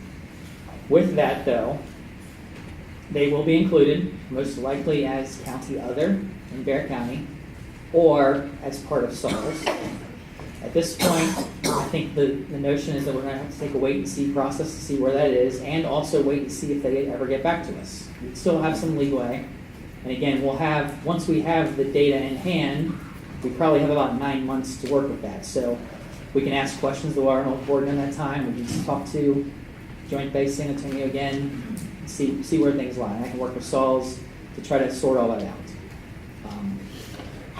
So right now it's kind of just a wait and see. The last thing in this email was that we just noted that Von Ormy is served by SALS and not Atascosa Rural Water Supply Corporation. So they will be part of SALS as the water user group in the next plan. So with that, any questions on this? I just wanted to give an update that this happened and we followed through. Very good. That's all I have. Thank you. Thank you. There's no additional discussion. We'll move forward. Agenda item 15, administrator update on interlocal agreement funding, regional planning group administrative costs for this cycle. Just real quickly, update on our administrative budget, ILA. We finally have an ILA in its final form. It's being circulated right now for signatures. And will go into effect January 1, 2017. Our budget for the next calendar year is set forth in the ILA at $58,000, consistent with previous calendar years. We've never actually spent all that money, and I don't anticipate spending it this year, but it's what our cap is. And like I've said in the past, those who are signatories will be invoiced by River Ford after each quarter based on the actual costs that were spent. So you'll get an invoice of the rate of what you committed to for whatever was actually spent during that quarter. So Q1, 2, 3, and 4, you'll receive invoices accordingly. And next year, and throughout the life of this planning cycle, or this ILA, we will annually update that budget and come to an agreement. I imagine it'll stay at the $58,000, at least for this cycle. That's all I have. Unless there's any questions. You need no action. No action. This is purely between the signatories of the ILA. Okay. Is there any discussion on that matter? If none, we'll move forward to agenda item 16. Possible agenda items for the next regional meeting, which include election of officers, discussion and adoption of guiding principles, Texas Water Development Board Planning 101 presentation, commercial scale rainwater harvesting presentation from Region K Chair John Burke. Are there any? Yes, sir. Well, I think in connection with adoption of guiding principles, we need to identify improvements needed in our environmental assessments. Now, I don't know whether Suzanne wanted to do that in a work group or whether she wanted to feed us some of these piecemeal as we go through the subsequent meetings, or how she wanted to do that. But She said work group. Okay, will that work group be coming back to us at the next meeting? No, I No. think she wanted the work group to get appointed at the next meeting, but at the next meeting, she was gonna have the executive committee get together and kind of make a list of the types of information the work group would work on. Okay, disregard that because we won't have anything to look at. But I think Con brings up a good point in that a work group needs to be on the agenda, appointment of a work group. Sure.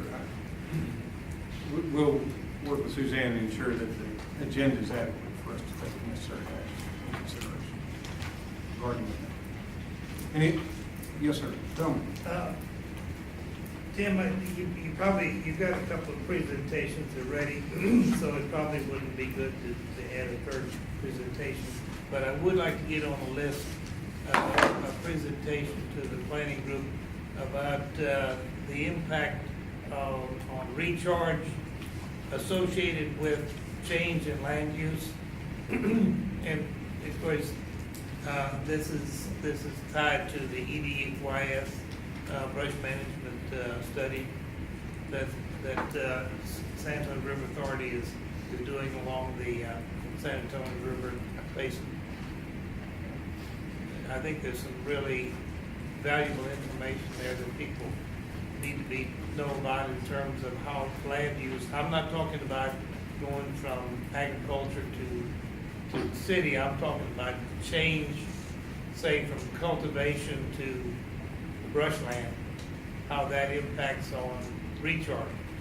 And I think there's some very valuable information that would be beneficial to the planning group and beneficial to looking at some of these projects, especially groundwater projects. Well, let's make note of that and try to find an appropriate time and meeting to incorporate such a presentation.